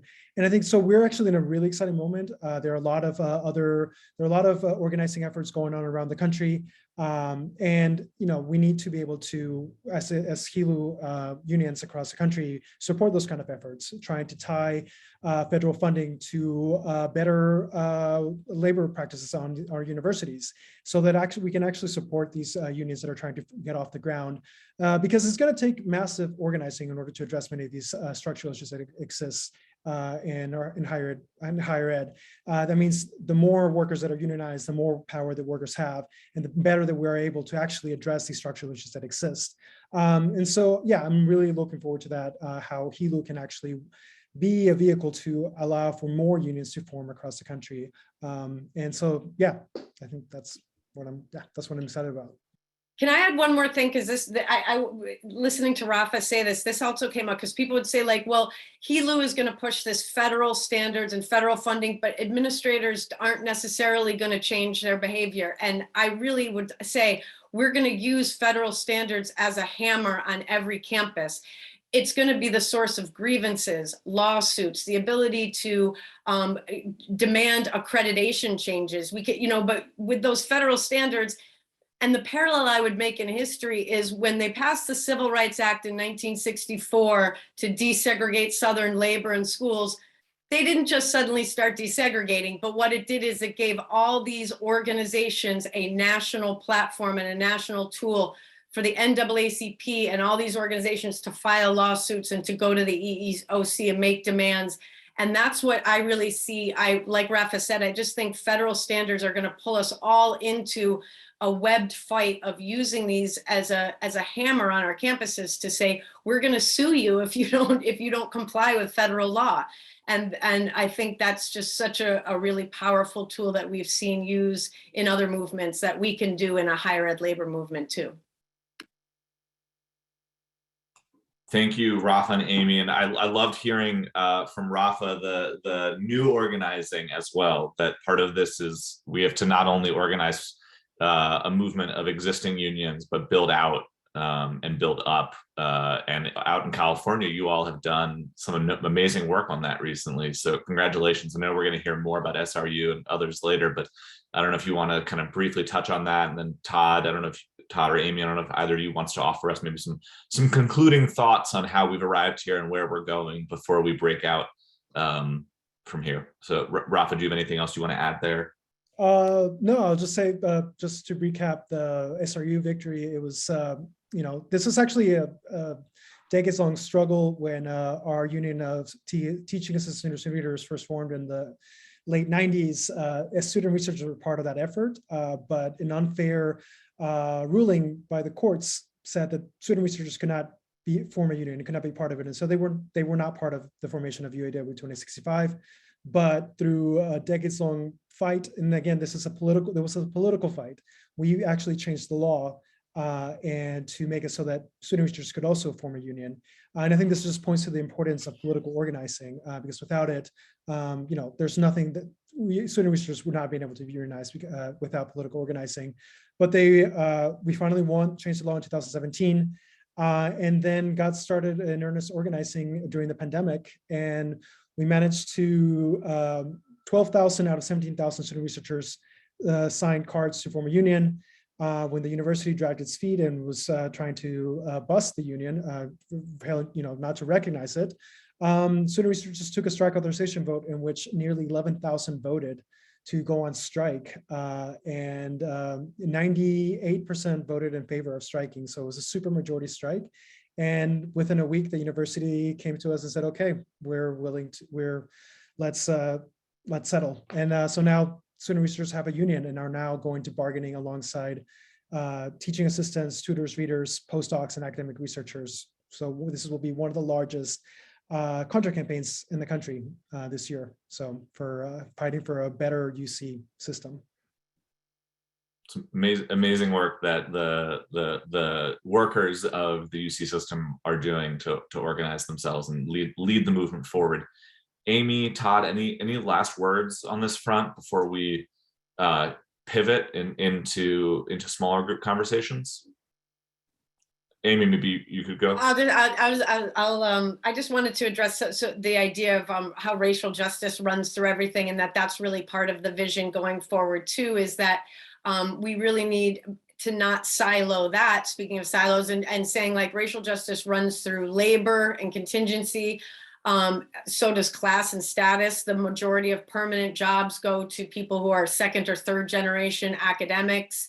They tend to go to majority white academics. And so, but it's also runs through issues of funding, what departments get cut, and so to me, what students go into debt, like who has different debt levels. So we want racial justice to run through everything going forward. It's not something that's just a specific category, but it actually webs out through everything that we're looking at. And if we don't web out, race and class analysis out into everything we're doing, it won't be as effective. So I'm really excited. I think people see in the panels and workshops tomorrow and over the weekend that there's a lot of discussion about how do we do this work with racial justice in mind, with equity in mind, and that's going to be at the forefront, not just the idea of, collective bargaining. That's important. It's absolutely vital, but, we need to connect that out into these other things. Yeah. Go ahead.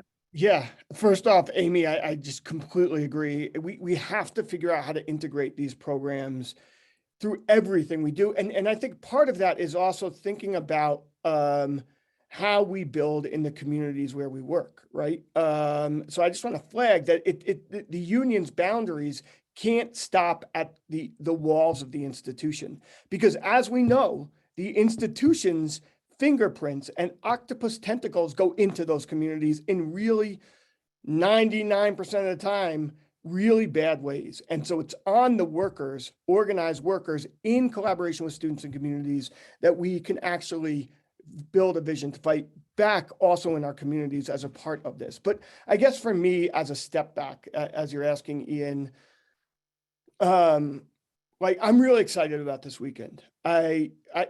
I think we're in both a pretty sobering moment, right? What the Texas Lieutenant Governor just said, that they were killing tenure, or his goal was to kill tenure.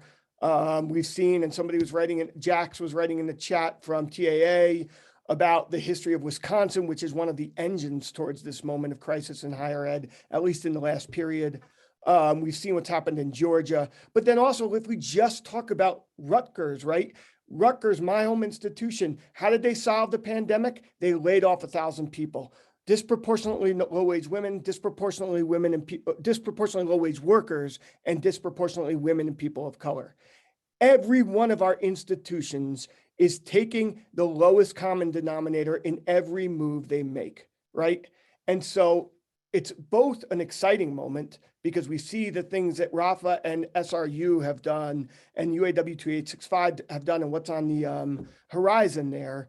And it's also a sobering moment because if we don't fight back, they will pick apart every single one of us until there is no real thing that we can actually see. We might be able to glint and see what was once higher education, but in 20 years, 30 years, it will no longer be what it was today. There will be this small gilded group of tenured faculty, and the rest of us will be struggling, whether we're staff or teaching or in our medical center. So what's in front of us is critical. And to me, it starts first and foremost with organizing on our campuses. We cannot build a national movement without strong local organizations. And those strong local organizations have to tear down the barriers that divide us and build a wall-to-wall approach at the local level. And then in front of us, we must do that at the national level. And that's what HELU is here for. And so that is going to be extremely hard work. Our local institutions are going to fight against it. At the state level, they're going to fight against it. And then we will be fighting each other. It'll be hard to do this work, but we have no other way forward. And so, and if we can do it, we can completely transform public higher education and maybe private, right? That's in front of us. We can also make higher education once again an engine for an actual democratic populace, which is not what we have right now. We have the opposite. We have a quote unquote democracy in crisis, and we aren't training our students to be engaged critical thinkers. And so I think we have a lot in front of us. We can do a lot, but we have so much organizing work, and we have to take this moment as serious as we can to make the transformation of public higher ed and private possible. Well, thank you to all three of you for what you've done to build up HELU as hopefully a unifying force and a productive and a motive force in building that movement and creating those conditions. And thank you for everyone who's been engaging in the chat throughout this conversation. We're seeing a lot of interactive thinking and conversation, interacting both with what our speakers are saying and with people's experiences on the ground in their contexts. And I think that's actually a really important segue to the next section of our of our evening now, which is focused on breaking out into smaller groups for about 15 minutes or so, and getting people to connect in smaller settings to share what it is that brings you here, what it is that you're excited about, and what it is that you want to be able to take part in a national movement. Those are the questions in front of us. And also we just want to be able to connect with one another. So I'm gonna encourage everyone to maybe take a second. If you have to run out for 30 seconds to take care of anything, just go ahead and do that. Our amazing logistical team headed up by Sean is gonna go ahead and break us into groups. Facilitators, make sure you have a 1 before your name so that you can easily get assigned where you need to go. And yeah, just bear with us. It can take a minute for these groups to get set up, and we'll be coming together. Remember, the questions are, we're introducing ourselves and we're saying, like, why are we here and what do we want to fight for? What do we see ourselves fighting for and envisioning as a national movement, moving our higher education systems forward. So yeah, just watch out for those prompts to join the other room, and you'll get prompted as well once next panel lined up. Thank you, Sean. We've just restarted recording. And since we've just restarted recording, I want to take the opportunity to diverge from the script slightly and give many shout outs to our incredible organizing team from the summit. I'll probably do this again later in the summit, but I just want to ask everyone to just make sure to go on screen. I'm going to name you all, but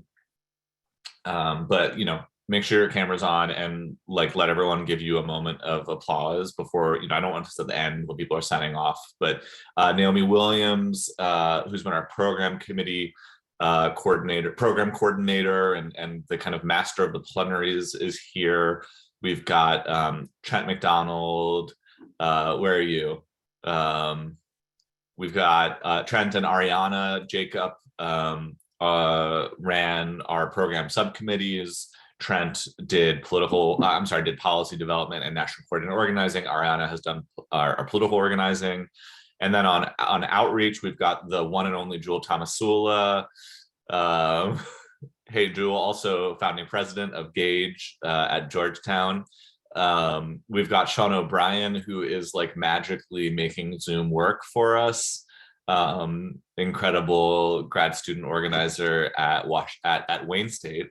And then last but certainly not least, we have Tracy Berger of UCW Colorado, with Young Child in tow, who has been running our incredible media operation. So it's been so much work, and we're so excited to be together for the next few days. And I just want to give everyone a spotlight who's been putting in a lot of time and energy and commitment to this. So thank you all.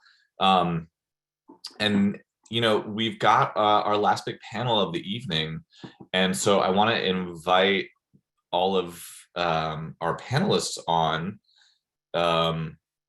So we've got this panel is going to really dig into the question of who are the stakeholders in this movement. We want to be really serious. We're talking a lot about solidarity. We're talking a lot about coalition. We're talking a lot about building together. A lot about overcoming barriers and overcoming divisions, organizing across difference, as we put it in our summit back in 2021. But in this panel, I think we really want to dig into what are those differences? Who are the distinct groups within our movement who represent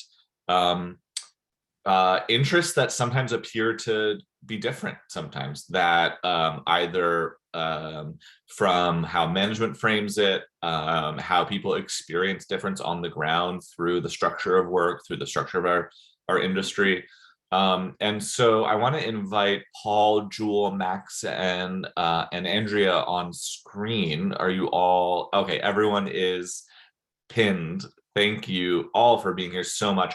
And I'm not gonna introduce you. I'm gonna ask each of you to introduce yourselves and tell us, start with name, pronouns, what institutions you're attached to, how you've arrived here, and maybe just before we jump in, just what you're thinking about right now, what you're buzzing from or with, to use our phrase from earlier. And maybe we'll start with Max. Great. Hi, everyone. It's great to see you all. This is an amazing organization already and an amazing day. I really appreciate the invitation and glad to be here with all of you in solidarity. I'll just say a few things. So I'm Max Page. I use he, him, and I'm a professor of architecture at UMass Amherst. But I'm right now, for the last 4 years, I've been the vice president of the Massachusetts Teachers Association. And I just thought I'd say a few words, just quickly set up what that is, and then say, what we've been trying to do, but really why HELU is important for the work we're hoping to do, be part of. So we're a statewide union, 115,000 members, pre-K through higher ed. 18,000 of those 115,000 members are higher ed members. We have 29 campuses, UMass, system, state universities, and community colleges, and we represent all kinds of workers at those 29 campuses, from physical plant to clerical, research labs, libraries. We represent adjunct faculty as well as tenure system, a whole range of education workers on those campuses. And we obviously also work on campuses with other unions and try to work in solidarity with them. And I think it's worth noting that my campus, UMass Amherst, is the largest unionized work site in New England. So when we think about where union power is, think about our campuses. And I'm sure that might be true in other places, as well. So just very quickly, and I just want to say the kind of union we are building, and I say building and not built. My religious tradition says if you think you've reached some stable state of enlightenment, you have lost your way.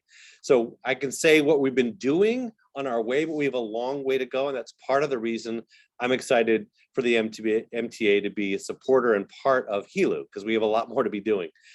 Since, somewhere around the last 10 years, sort of a group of the most progressive or left members in the union got together and really felt they wanted a change in direction. I was part of that.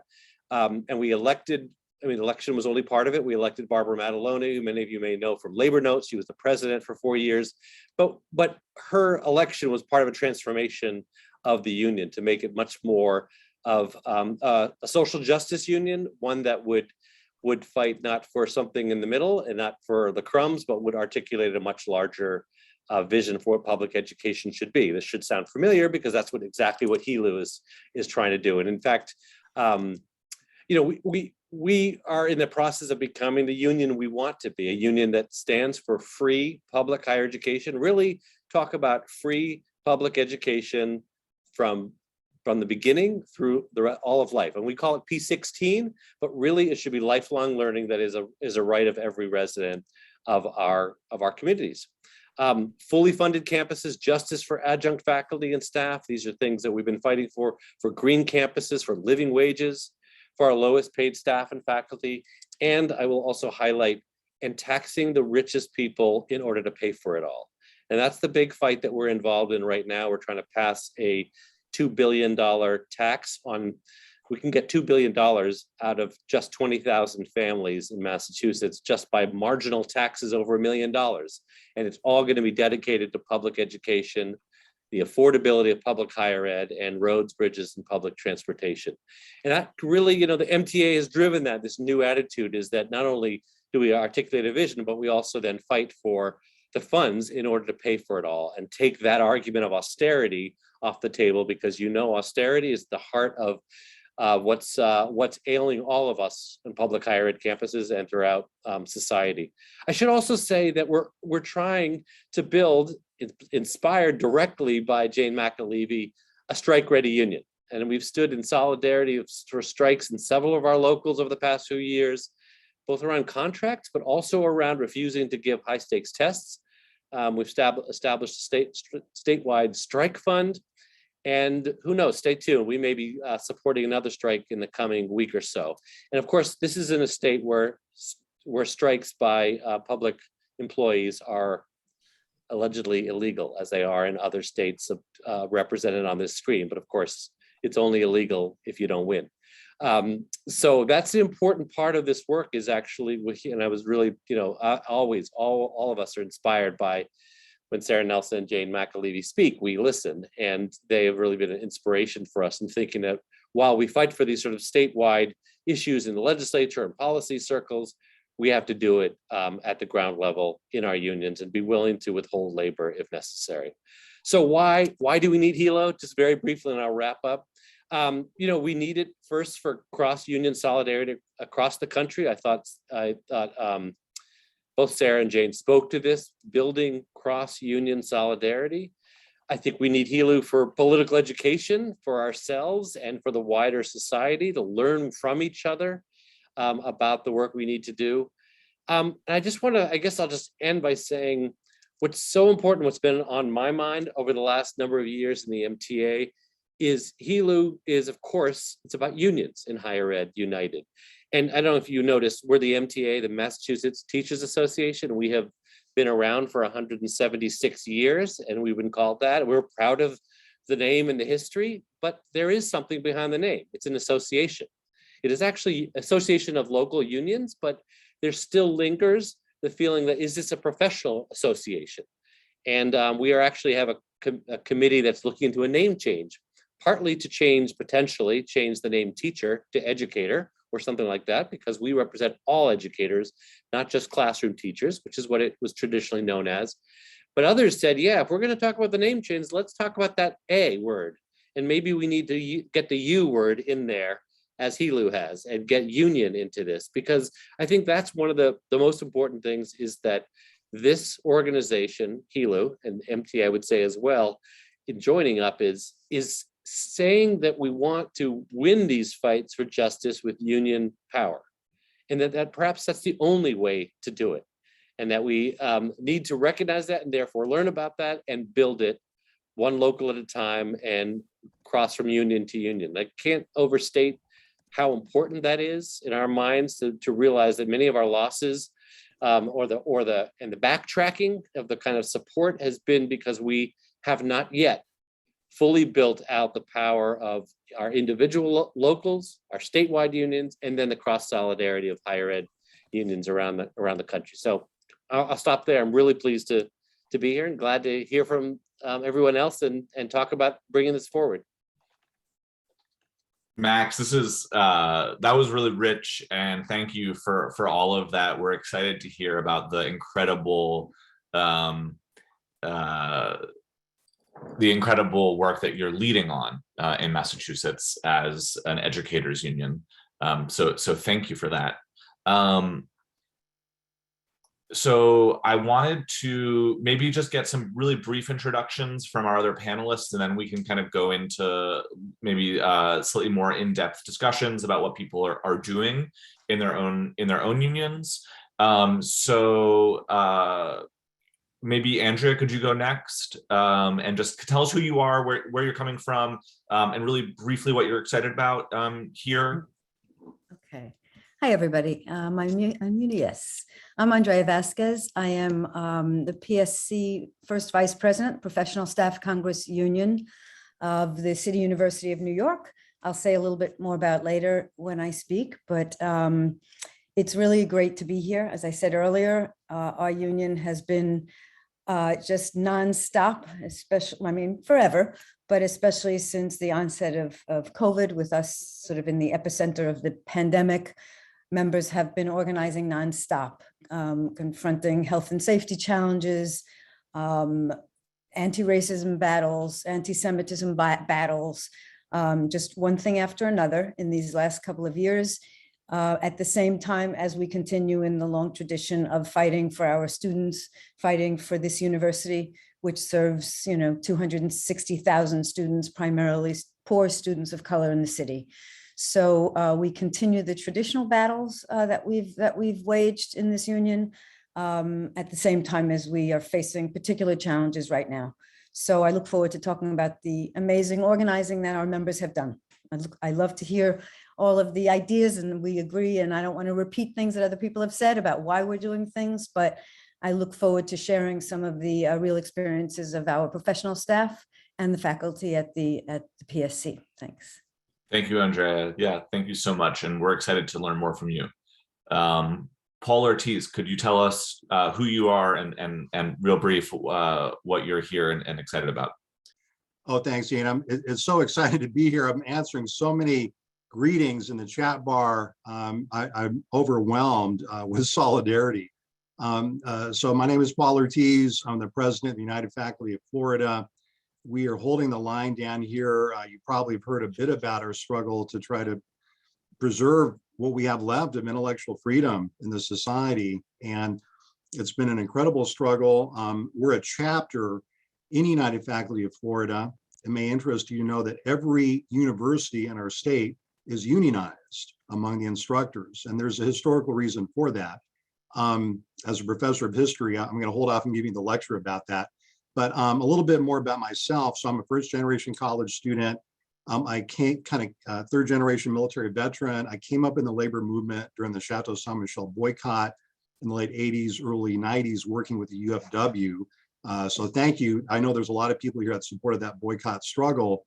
And then moving to the South later in my academic career, and just being so excited to being able to be a part of a larger higher and K through 12 union, because United Faculty of Florida is part of the Florida Education Association.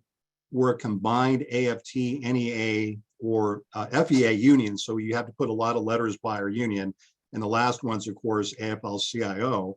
And so we have been just gaining membership leaps and bounds because of the academic freedom struggle. And it's been very sobering on the one hand, because the people attacking us, attacking academic intellectual freedom, are PhDs and very powerful, very highly educated people. And they don't want us as people in Florida to challenge any of these ideas that the state has about what we should be saying.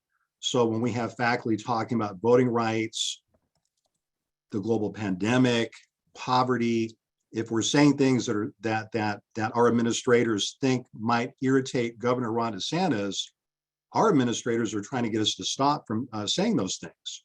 And so this concept of anticipatory obedience, which if you've read the federal court's temporary injunction against the University of Florida, is very chilling. So, but we're just proud to be holding the line. Thank you for your support. It allows us to keep going. Thank you, Paul, for holding the line, and looking forward to hearing more about the way that your union brings different kinds of questions about stakeholders to the floor. But Jewel, could you just briefly introduce yourself, maybe flag what stake, I think that you've got a real distinct stakeholder kind of argument here, so the floor is yours. Yeah, can you confirm that you hear me okay? First, thank you. I always have to sound check myself first. So hello, everyone. I'm Jewel Tomasula. My pronouns she, her.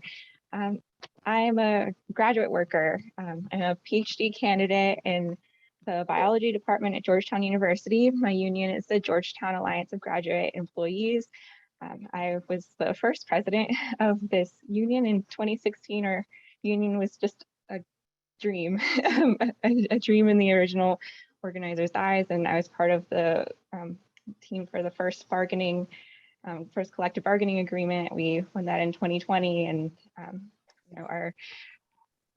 been putting that into implementation and already thinking about our next contract. And just again, with keeping it brief, I'm really excited to see the movement building and growing, and that we can all be connected around these, just like being I guess from my age and just seeing like the crises around that in like the state of our country, just like how important movement building is to have hope in the future. Thanks, Jewel, and thank you for bringing the unique perspective of building a new graduate union at a private Catholic university in this era. So thank you for all that you've done, and you and your comrades have done there. And I know we'll hear more throughout this conversation about how we should think about the stakeholders question here, who's really at the table, and how do we build the table. Andrea, I wanted to maybe ask you if you could speak a little more about how PSC CUNY deals with the many stakeholders in your nearly wall-to-wall union, and a little bit of the kind of creative approaches to organizing and the challenges to organizing as well, in the context that you all are working in. Sure. I was going to mostly focus on professional staff later, but we do represent dozens of titles. And what I think was, and our bargaining agenda always covers many different titles, obviously trying to get the most for members in every title. It is interesting during COVID, it particularly united us. The fact that it was our common spaces shared with not only members of other titles, members of other unions, professional staff, of course, were in the buildings, for the full 8-hour day, with members of other unions. So it was particularly uniting, actually. I mean, it's not that it wasn't challenging, but we had this common threat, a health and safety threat, and we had a common employer, the boss, who was really challenged us to fight back together. So in that small way, I mean, otherwise it's always been a challenge, but we've always felt that in our bargaining and in our organizing, one of the things we have to remind ourselves is that sometimes one group benefits more from something than another group does, but we need to stand behind each other, understand the differences in our titles, the differences in our work situations, and stand by each other for the demands. But it's hard decisions sometimes. What do you spend most of your time on? What is your union staff spend most of the time on? What do you spend most of your resources on? And how do you adapt to where the need is, and based on your political priorities and the realities of your members? So it's pretty challenging. Could you talk more about professional staff? I think that is like a category of staff that so often is kind of separated out from faculty. Faculty are so central to so much of the conversation about higher ed labor. So I know you have a lot to say about that. Right. So I mean, we have, our union represents 30,000 workers. 6,000 of them approximately are full-time professional staff. And they do, I mean, I worked in a research center called the American Social History Project. I love that, but that's not a typical staff job. The typical staff jobs are admissions, student services, financial aid, counseling, those kinds of jobs that really hold together the university. So that, and they're actually in one chapter in our union, 2 chapters, I should say. 5,100 people are in one chapter of our union across the whole institution. So CUNY serves 275,000 students in degree-seeking programs, and we have 25 colleges and professional schools across the 5 boroughs. 7 of them are community colleges. Just to give you a sense of who we're working for, our students are 75% students of color, with more than 50% coming from families with incomes of under $30,000. And 80% of our students come from the New York City public school system. 80% of those graduates from the city public schools come to CUNY. So it's an incredibly important institution for New York's working class and New York students of color. It has been traditionally, and it still is. Most of our colleges are now Hispanic serving or minority serving institutions. So, the role that professional staff play, our relationship with students, while different from faculty, is just as close. We serve as the academic advisors, the mental health counselors, and we're in all of the buildings, all of the offices, right? So and the other thing I should say, the difference is in our union, the vast majority of the 6,000 full-time professional staff are people of color and women. I mean, 80%, over 80% of each of those, which is not at all the case, obviously, among the faculty. We also see both fighting for our students, who, as I said, are largely students of color, and the professional staff are largely students of color in our union. So it's something that we are always cognizant of, building leadership, building activism, and building power among those ranks. did I get to where you were?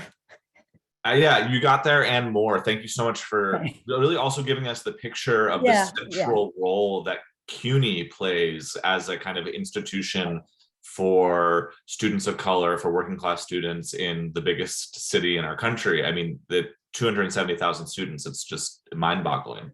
And there's another 250,000 students who are at CUNY for non-degree programs. So continuing ed, veterans, I mean, just tons of different programs that are serving people in the city.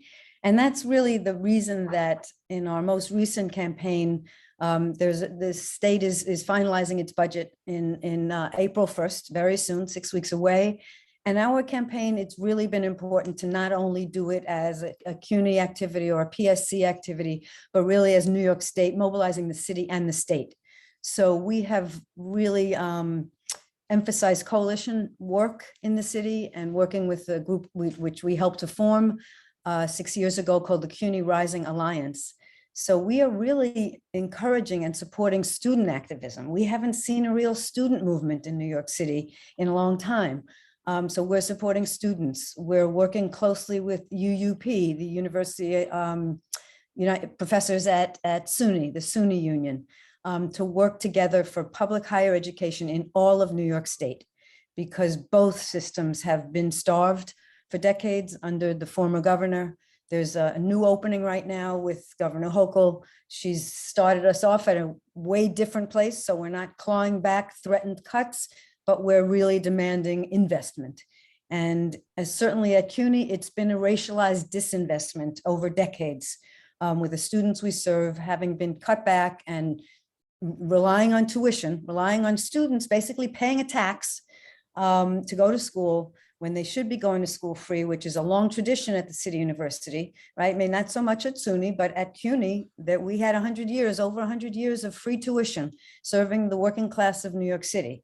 So we're not only fighting for our members and this piece of legislation called New Deal for CUNY, but we're fighting for free tuition for students, because we think we should really go back to the future with that one.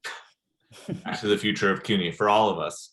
That's really powerful kind of framework for us to think about, not just different stakeholders, but really how all the stakeholders come together. And maybe one last question for you, and I want to also open the floor for the others and ask more questions about Florida and Michigan and Georgetown and so on. But do you have any thoughts for us specifically about bringing together professional staff and faculty and graduate students? What can we learn from you? Yeah, I mean, I think the main thing, and this really came together during COVID, we had a committee at our union for decades, I'm sure, called the Watchdogs, and it was a health and safety committee. And, you know, it was a wonderful committee, and it was small, like most committees. But during COVID, we had scholars, we had activists and epidemiologists and researchers and practitioners in the field who stepped up and led a huge organizing campaign in the union. And it led a campaign that, as I said, you know, mostly in the immediate affected professional staff. So we had this campaign, and we see that opened a door for us of this kind of organizing has to continue, it has to strengthen, and it has to expand. Even after this April 1st budget, our contract expires in March of 2023. So we see this as a real opportunity we learned unity. We learned a new kind of organizing. I mean, doing all of this remotely, there's just the challenges have been, you know, unexpected, right? We didn't really know what the challenges were. In some ways, Zoom opened the door to meetings with 1,000 people, just like that we had at the beginning of COVID. I just came from a meeting at Medgar Evers College, which has a lot of challenges there. 150 members on the Zoom meeting, you know, for an hour and a half talking about our issues right now. I mean, so we have certain organizing opportunities that I feel that as a union, we relied on our rank and file, on our committees to organize and to kind of lead the way. And we learned a lot from that organizing and from that work that we need to carry on, you know, after this budget and into our next contract, and just organize and work and struggle differently. than we have in the past. I mean, we will be back face to face. Things won't be exactly the same, but we have to run with the successes that we've had. I mean, we managed to make our buildings much safer forever because of all the ventilation, all of the knowledge that our members have accumulated, hundreds of members being trained to be watchdogs on their own local campuses, checking every one of their buildings, every one of their classes. So those buildings will be in better shape forever, right? So that's what we need to grapple with. We've had these successes. We haven't transformed everything by any means, and CUNY always throws something at us. There's plenty of jobs we still have to fight for, plenty of spaces we still have to make safe, and a whole contract coming up. But, you know, we shouldn't forget the opportunities and the learning that we did during this crisis to make us stronger going forward. I think that's what we all need to be committed to. Thank you. And it's so helpful to have such a concrete sense of how health and safety organizing, for example, can be a pathway to new forms of working together in solidarity, and also building some worker control over the workplace, and some real, you know, seizing that power. So thank you for that perspective. I guess, you know, back to you know, so we've heard about professional staff and how we bring together professional and faculty interests. I'd be curious to hear from Max, Paul, Jewel, what other stakeholders do we need to be thinking about? I know, Jewel, obviously you bring the grad student perspective to the table, but like, what other stakeholders do we need to be thinking about? How does the story look different depending on what angle we're coming at it from? So it's just kind of an open question, and all to Andrea too. How should we think about this? I'm glad to jump in real quick. I mean, I just want to endorse what Andrea was talking about.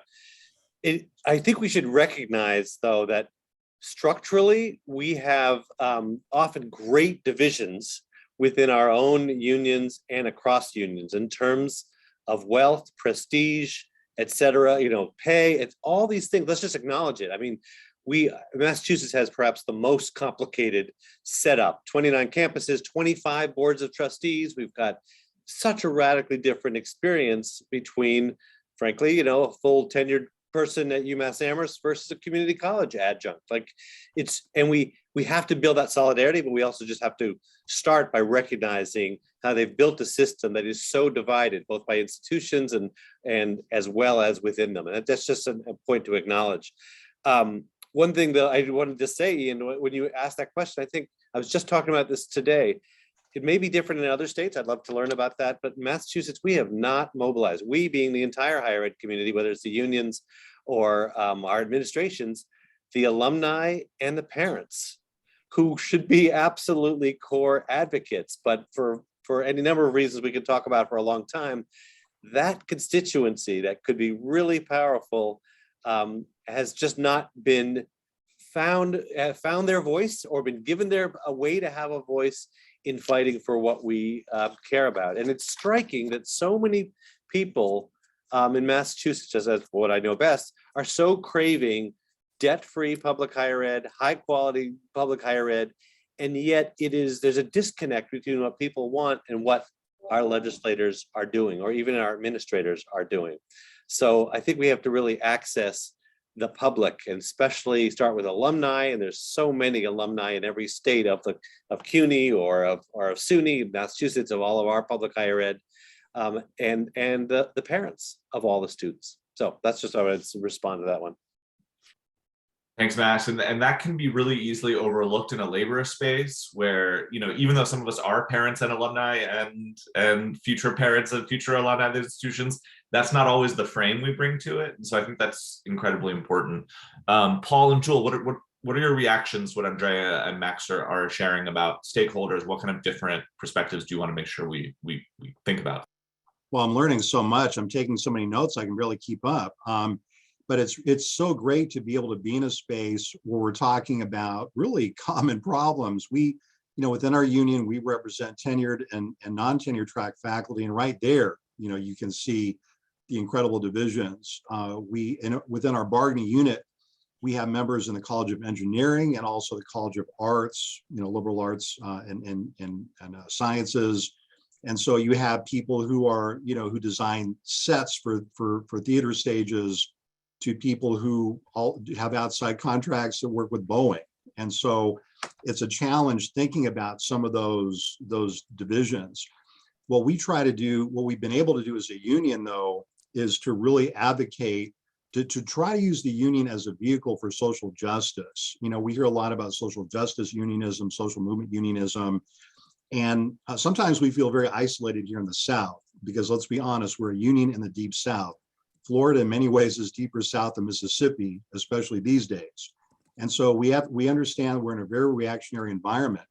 But a few of the things we did in practical terms, when the Great Recession hit in 08, 09, the first thing we did was we tried to step up as much as we could to help advocate on behalf of staff, the non-union staff at the UF, because of course, the university, the first thing they did was, well, who can we lay off? And then also what departments can we eliminate? Some of those departments were in the bargaining unit, some were outside. But we said absolutely no to staff layoffs.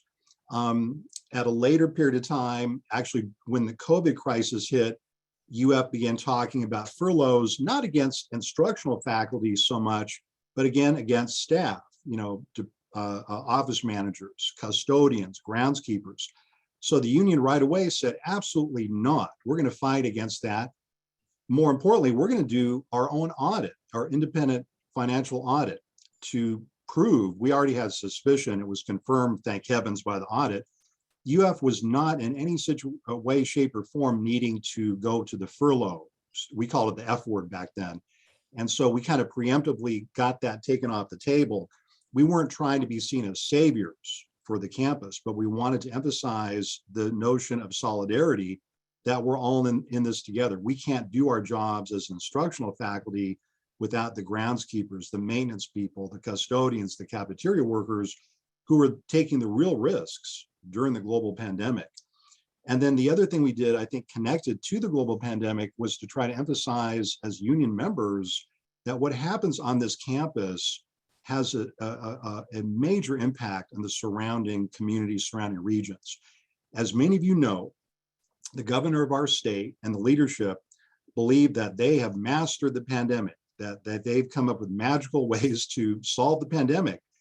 They've even hired a new Surgeon General from UCLA who believes that you don't really need to get vaccinated to deal with the pandemic.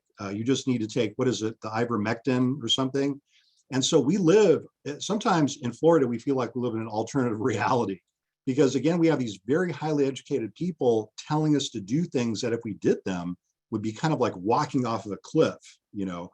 And so we've emphasized to our campus that when our campus does something like when it says, you know, we can't pass a masking mandate, we can't require students to get vaccinated, we can't really do this, you know, we'd like to, and I hear this all the time from my administrative counterparts.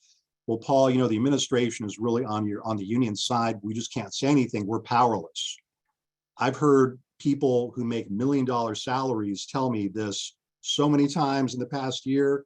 I'm powerless. Sorry. It's amazing. So the union, in a funny kind of way, has to be the adult in the room. We have to say, well, if you can't have a mask mandate, we're going to have signage everywhere requiring, as much as we can, people wear masks indoors. And so a lot of people in our community in Gainesville and North Central Florida, you know, those who want to stay healthy, and remember in Florida, we have a lot of people running around who say, oh, COVID's no worse than getting the flu. And it's only the old people that are dying. That's part of the everyday reality of living in a state like Florida. I mean, the political climate is so reactionary, but back to being on point. So when the union has come out and really said that we're going to enforce health and safety for a safer community on campus, we've gained a lot of support off campus. And so in some ways, because of the everyday crisis of the global pandemic, we've been able to really use the union as a vehicle for social justice. The last thing I'll mention here is the struggles we have around critical race theory and trying to defend members, especially Chinese colleagues, the vicious anti-Chinese racism and anti-Asian racism in Florida. which unfortunately is a bipartisan racism, because we have a society which is trying to get a Cold War started, I feel.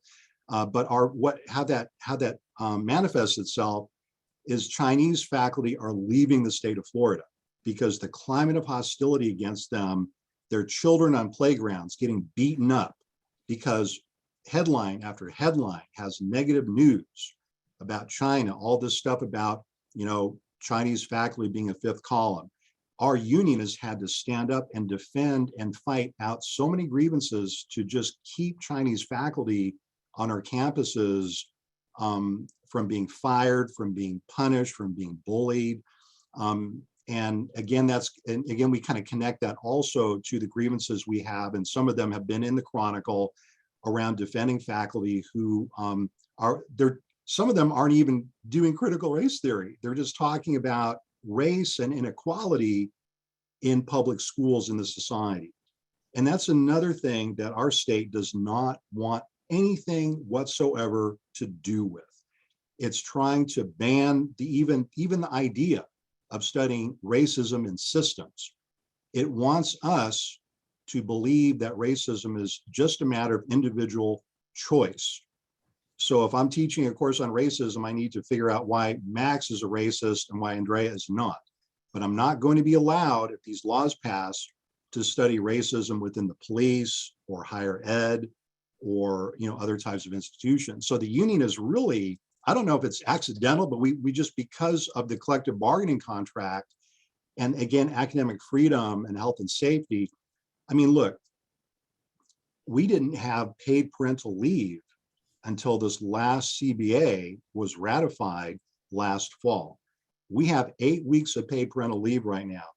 And comrades, I know that doesn't sound like a lot, but in Florida, up until that point, our members had to apply for sick leave to have children, sick leave. And that was the status quo here for decades and decades. So the union really becomes a lifeline, but the tension, the last thing I'll say is there's a tension, and my dear colleague, Bruce Neeson, who many of you know, has cautioned us against selling the union as an insurance policy, right? Versus social movement unionism. But I feel like in Florida, it's got to be all the above. Paul, thank you so much. I mean, you all are really, one of the powerful and important and frustrating, but strategically critical pieces of what we're trying to bring together here is that we have a higher ed labor movement in many contexts that are vastly different from one another. And we have to think about this and think about this as where do we put solidarity? Where do we put energy? How can we support each other? I think those are really critical questions. And I just want to open the floor for Jewel. I mean, Jewel, you are in a unique situation.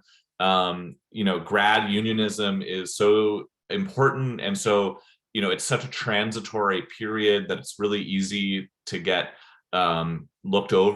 overlooked, despite the fact that grads are future adjuncts, unless save for the intervention of a higher power. Right, unless we intervene. So tell us. Power, us, right? Yeah, Our exactly. collective We're the higher power. power. So tell us about this stakeholder and what it means. Yeah, it's just like reflecting on the grad worker position. Maybe just to tell where I came from. I went through 4 years of undergrad where I took on student debt. And of course, it's as higher ed has been defunded. Those who've come out of undergrad recently have student debt at just crazy levels. So it's like you spend 4 years and take on that debt unless you're from the wealthy, right? But that's not the majority of Americans. To go into a graduate program, following your call for what you want to do in society, if you want to be an educator, a scholar, a researcher, and that's the roles that you want to have in our society, be part of this higher education community. But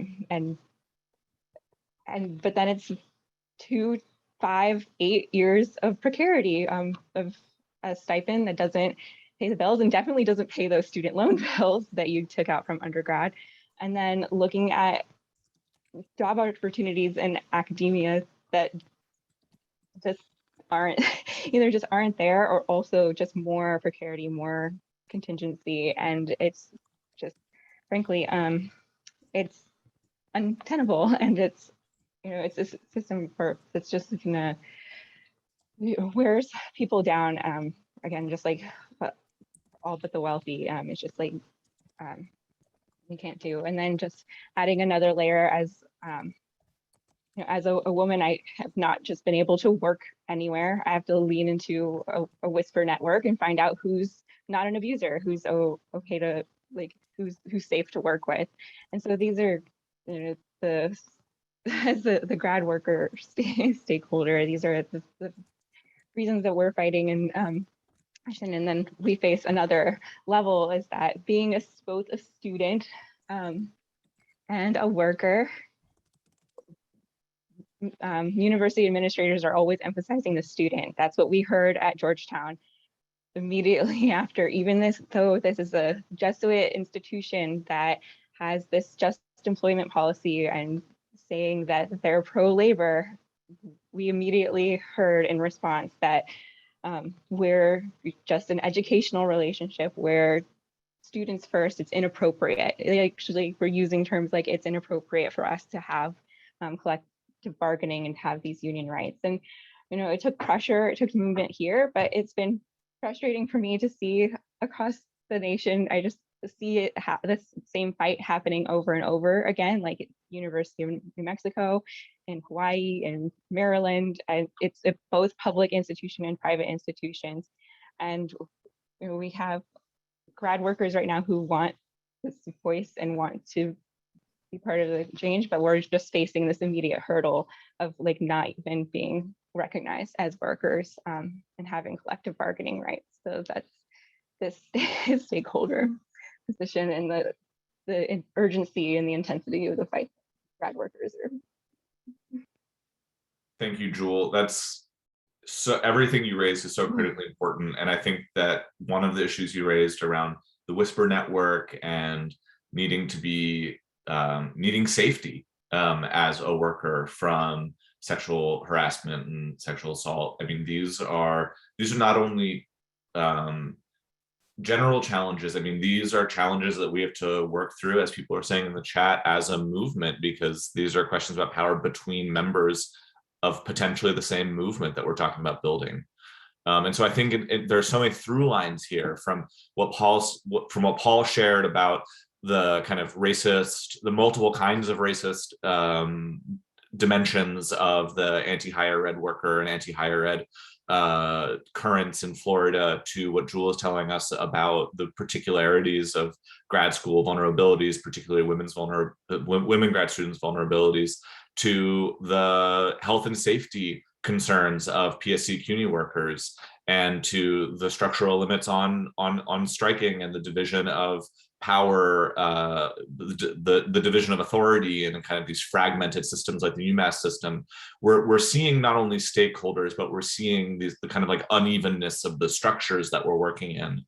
So thank you for helping us paint this like really detailed, upsetting, frustrating, rich, and I think like strategically important picture of like the landscape that we're fighting in.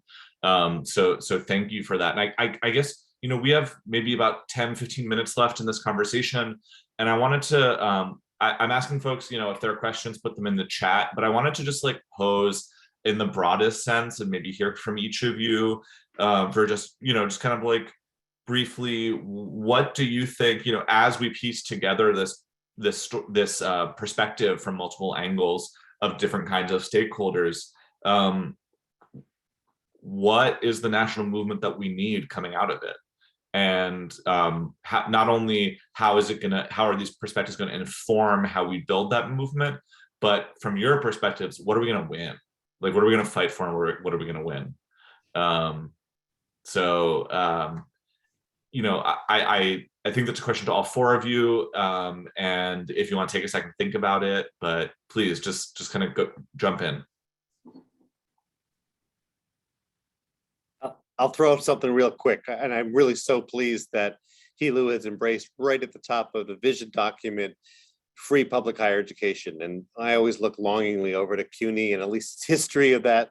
The reason I think it's so, I mean, it's important, you all know why. It's just often it's couched as this is good for our students, it's student debt, hurts students and it's all true. But there's also something more fundamental, which is that the more it is treated as a right of citizenship, and I use citizenship, I hope broadly, all residents of our communities, but the notion that you are a member of this community, that once we do that, lots of other things can flow from that. Like, being the vice president of a union that's largely K-12, and there are lots of issues in K-12, but overall, it is still understood that everyone has a right to an education without charge, meaning you pay through your taxes. Everyone goes free. It's free for anyone who lives there up through 12th grade. And then 3 months later, they walk from the high school I went to down to UMass and pay $25,000 a year in tuition and fees and expenses.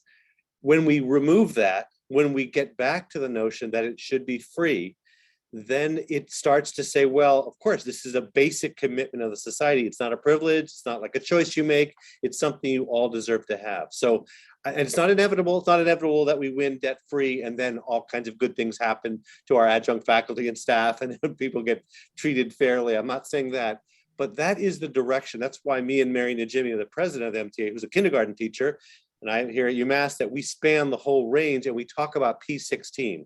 As I say, it should be pre-K through 16. Obviously, I really mean lifelong learning. But I just think that's really, really important. And I often think about, if you've ever been to Boston, go to the Boston Public Library, one of the great public buildings on par with the New York Public Library building. Over the front entrance, over all the things they could say, it just says free to all.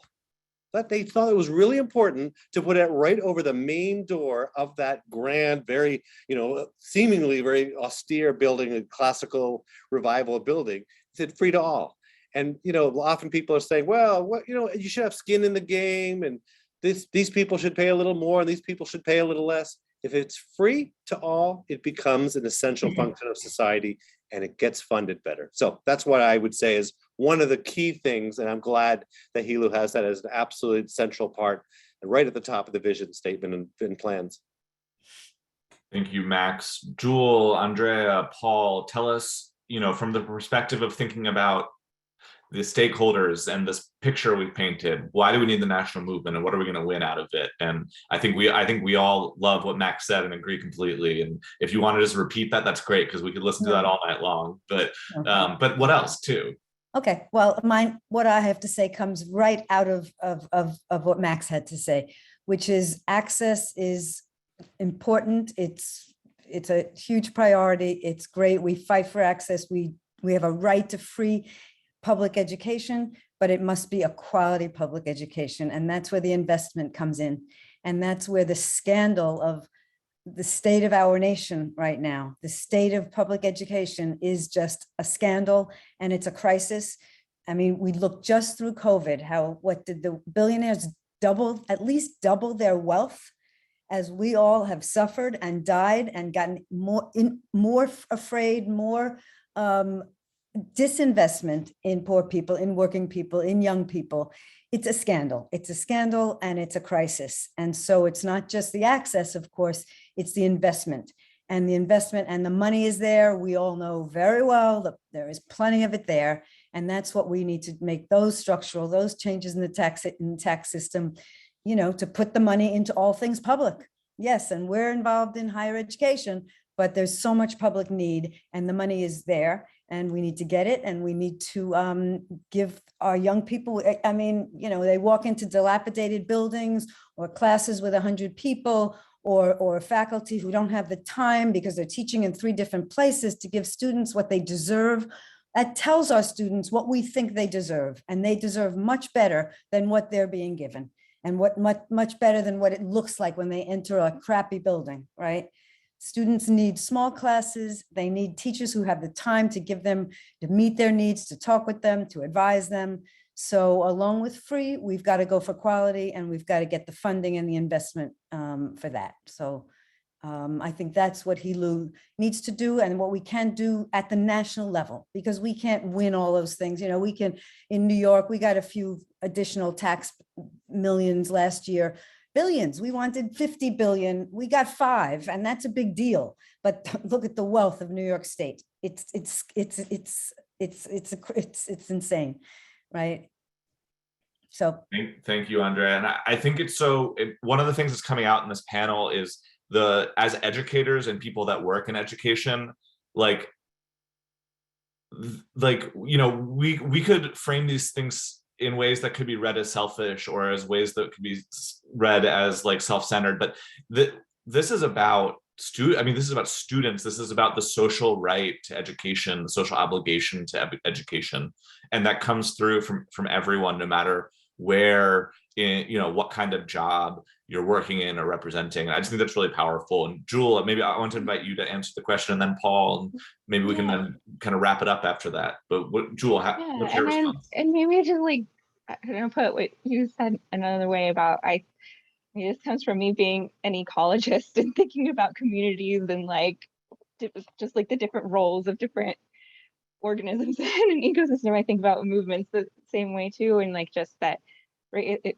It's about our whole society, and about, if we're having a thriving society, every individual needs to find their role. And for some people, that's going to be going through higher education system, like to academics. Just for some, that's like being in these really important service and staff roles in higher education system, or just that like being part of a city that has a higher, like we are part of our society's ecosystem as higher education, and there's all these different roles, and everyone should be able to have whatever role in the society, and there should not be any barriers to that. And so that is our goal as a movement. And just like reflecting on what our movement needs, it's like needs to, I think, also think of itself as a community, and who the different players are as we have a movement, who are community builders, who are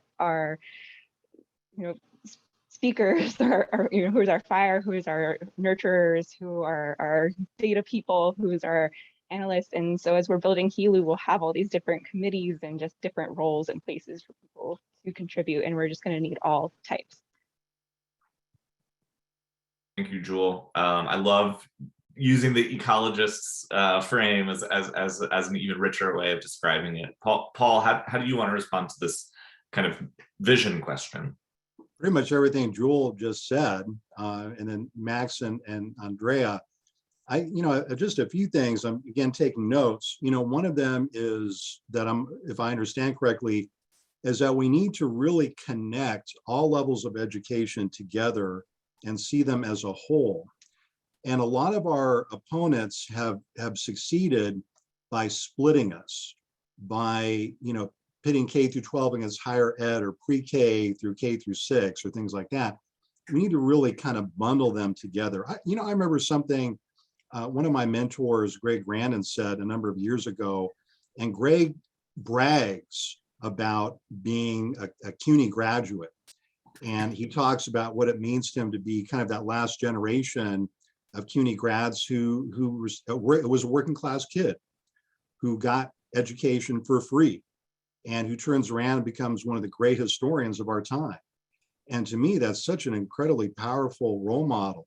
And you can understand why these state legislators and our opponents are trying to take that away, have successfully taken that away, because they're trying to seize control of the society. And they're trying to create a society where people like Bill Gates will control all of K through 12, public education reform, so-called, right? So in some ways, again, my perspective from the South is, at the baseline, defend and expand this idea of free public education at the pre-K level, at K through 12, and then up to the higher ed, all the way to the undergraduate school. Defend and expand it, because we have to understand in Florida, I hate to say this, I'm going to rain on our party a little bit, but the Trump movement down here, y'all, is still in its insurgent phase. It's growing. It's continuing to gain momentum. And one of its main goals is to abolish public education. I've talked to some of these folks and they're very clear about this. They want to privatize the whole thing. So we have to continue to come up with arguments to defend and expand free public education at all levels. Just a couple other quick things. We have to, I think, bolster and boost the idea of security of employment at all levels, not just tenure. Tenure is really is a precious thing. And without that institution, we wouldn't have a leg to stand on in the 2 lawsuits we have right now that my union is backstopping. Because it's been the tenured faculty in every case that have felt the relative freedom to come forward and to say, well, you know, all these faculty are being abused in our system. It's just that the non-tenured faculty and lecturers are afraid to step up. So I have tenure, so I'm able to step up. That's why our opponents want to abolish tenure. But we have to go beyond just saying, oh, if you win the lottery and you're one of those 20% of the people that get tenure track jobs, then that's great. We have to say security of employment for all people. We're not disposable workers. We need to push for security of employment the way that unions pushed for it in the 1930s and early 1940s. The last thing I'll say is, hey, let's make work fun again. And I know a lot of us read, you know, Sara Jaffe and all these wonderful writers and blog folks, and there's this new generation of literature that problematizes the nature of work and problematizes the notion of, oh, I love my job, when in fact my job is killing me. You know, we need, for me, as a first generation college student, I will never forget being in a community college classroom and seeing my community college professor, history professor, Phil Schaefer, give a lecture. And it was an epiphany for me. I'm like, whoa, he actually enjoys what he's doing? I'd never seen that before in work. But that's something I feel like we have to like really push to try to reclaim, is the fact that, you know, work should be a source of dignity for us. Anyway, I could go on and I'll stop there. Thank you so much, Paul, and thank you for raising especially important reminders about contingency and the fact that all workers, not just people who have, you know, lucked out to get tenure track jobs, should have the right to due process and the right to protections on the job. I know, I just want to reiterate, we created HELU first and foremost about ending the condition of contingency. And we started from the perspective that everyone, starting with adjuncts and moving beyond that, need full-time, well-paid, dignified work that is long-term and that is in the interest of our communities, of our students, of our broader society, and we built out from there. And I'm just so excited to see how this is moving, how we're coming to take in so many stakeholder positions. And we're coming to kind of bring together and build that kind of movement and build that forward-looking perspective. So thank you all for being part of this panel. Thank you for sharing the many ways that that we come at the question of higher education. And thank you for reminding us that it all is brought together in a focus on the students and in a focus on the social right to education and the need and the guarantee that we want to build. I think that's so powerful, and we're going to keep coming back to these themes as we move forward. I want to invite you to unspotlight yourself, or for Sean to go ahead and unspotlight this panel. Thank you all for being with us.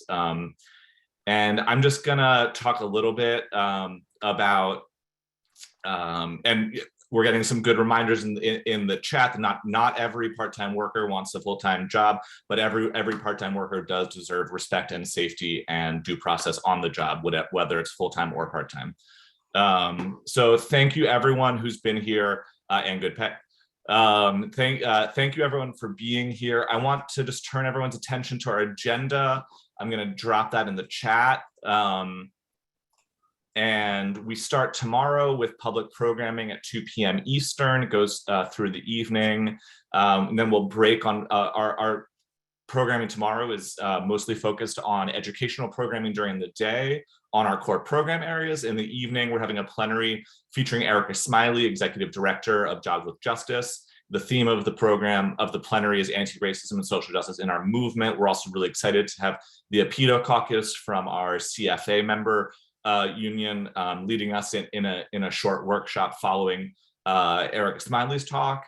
And then we're going to break Friday, reconvene on Saturday and Sunday for more in-depth work, some political education and plenaries. And we look forward to being together. Share registration information with your friends, your colleagues, anyone you think might be interested. The doors are open. We're taking registrations, and watch out for emails every morning with links to the Zooms for the day. There are different links for different events. So read that carefully. Everyone's going to get an email in the morning directing you to where you need to go. So again, this has been such an inspiring and exciting and forward-looking event. And I think it speaks to who we are as a movement and what we're building.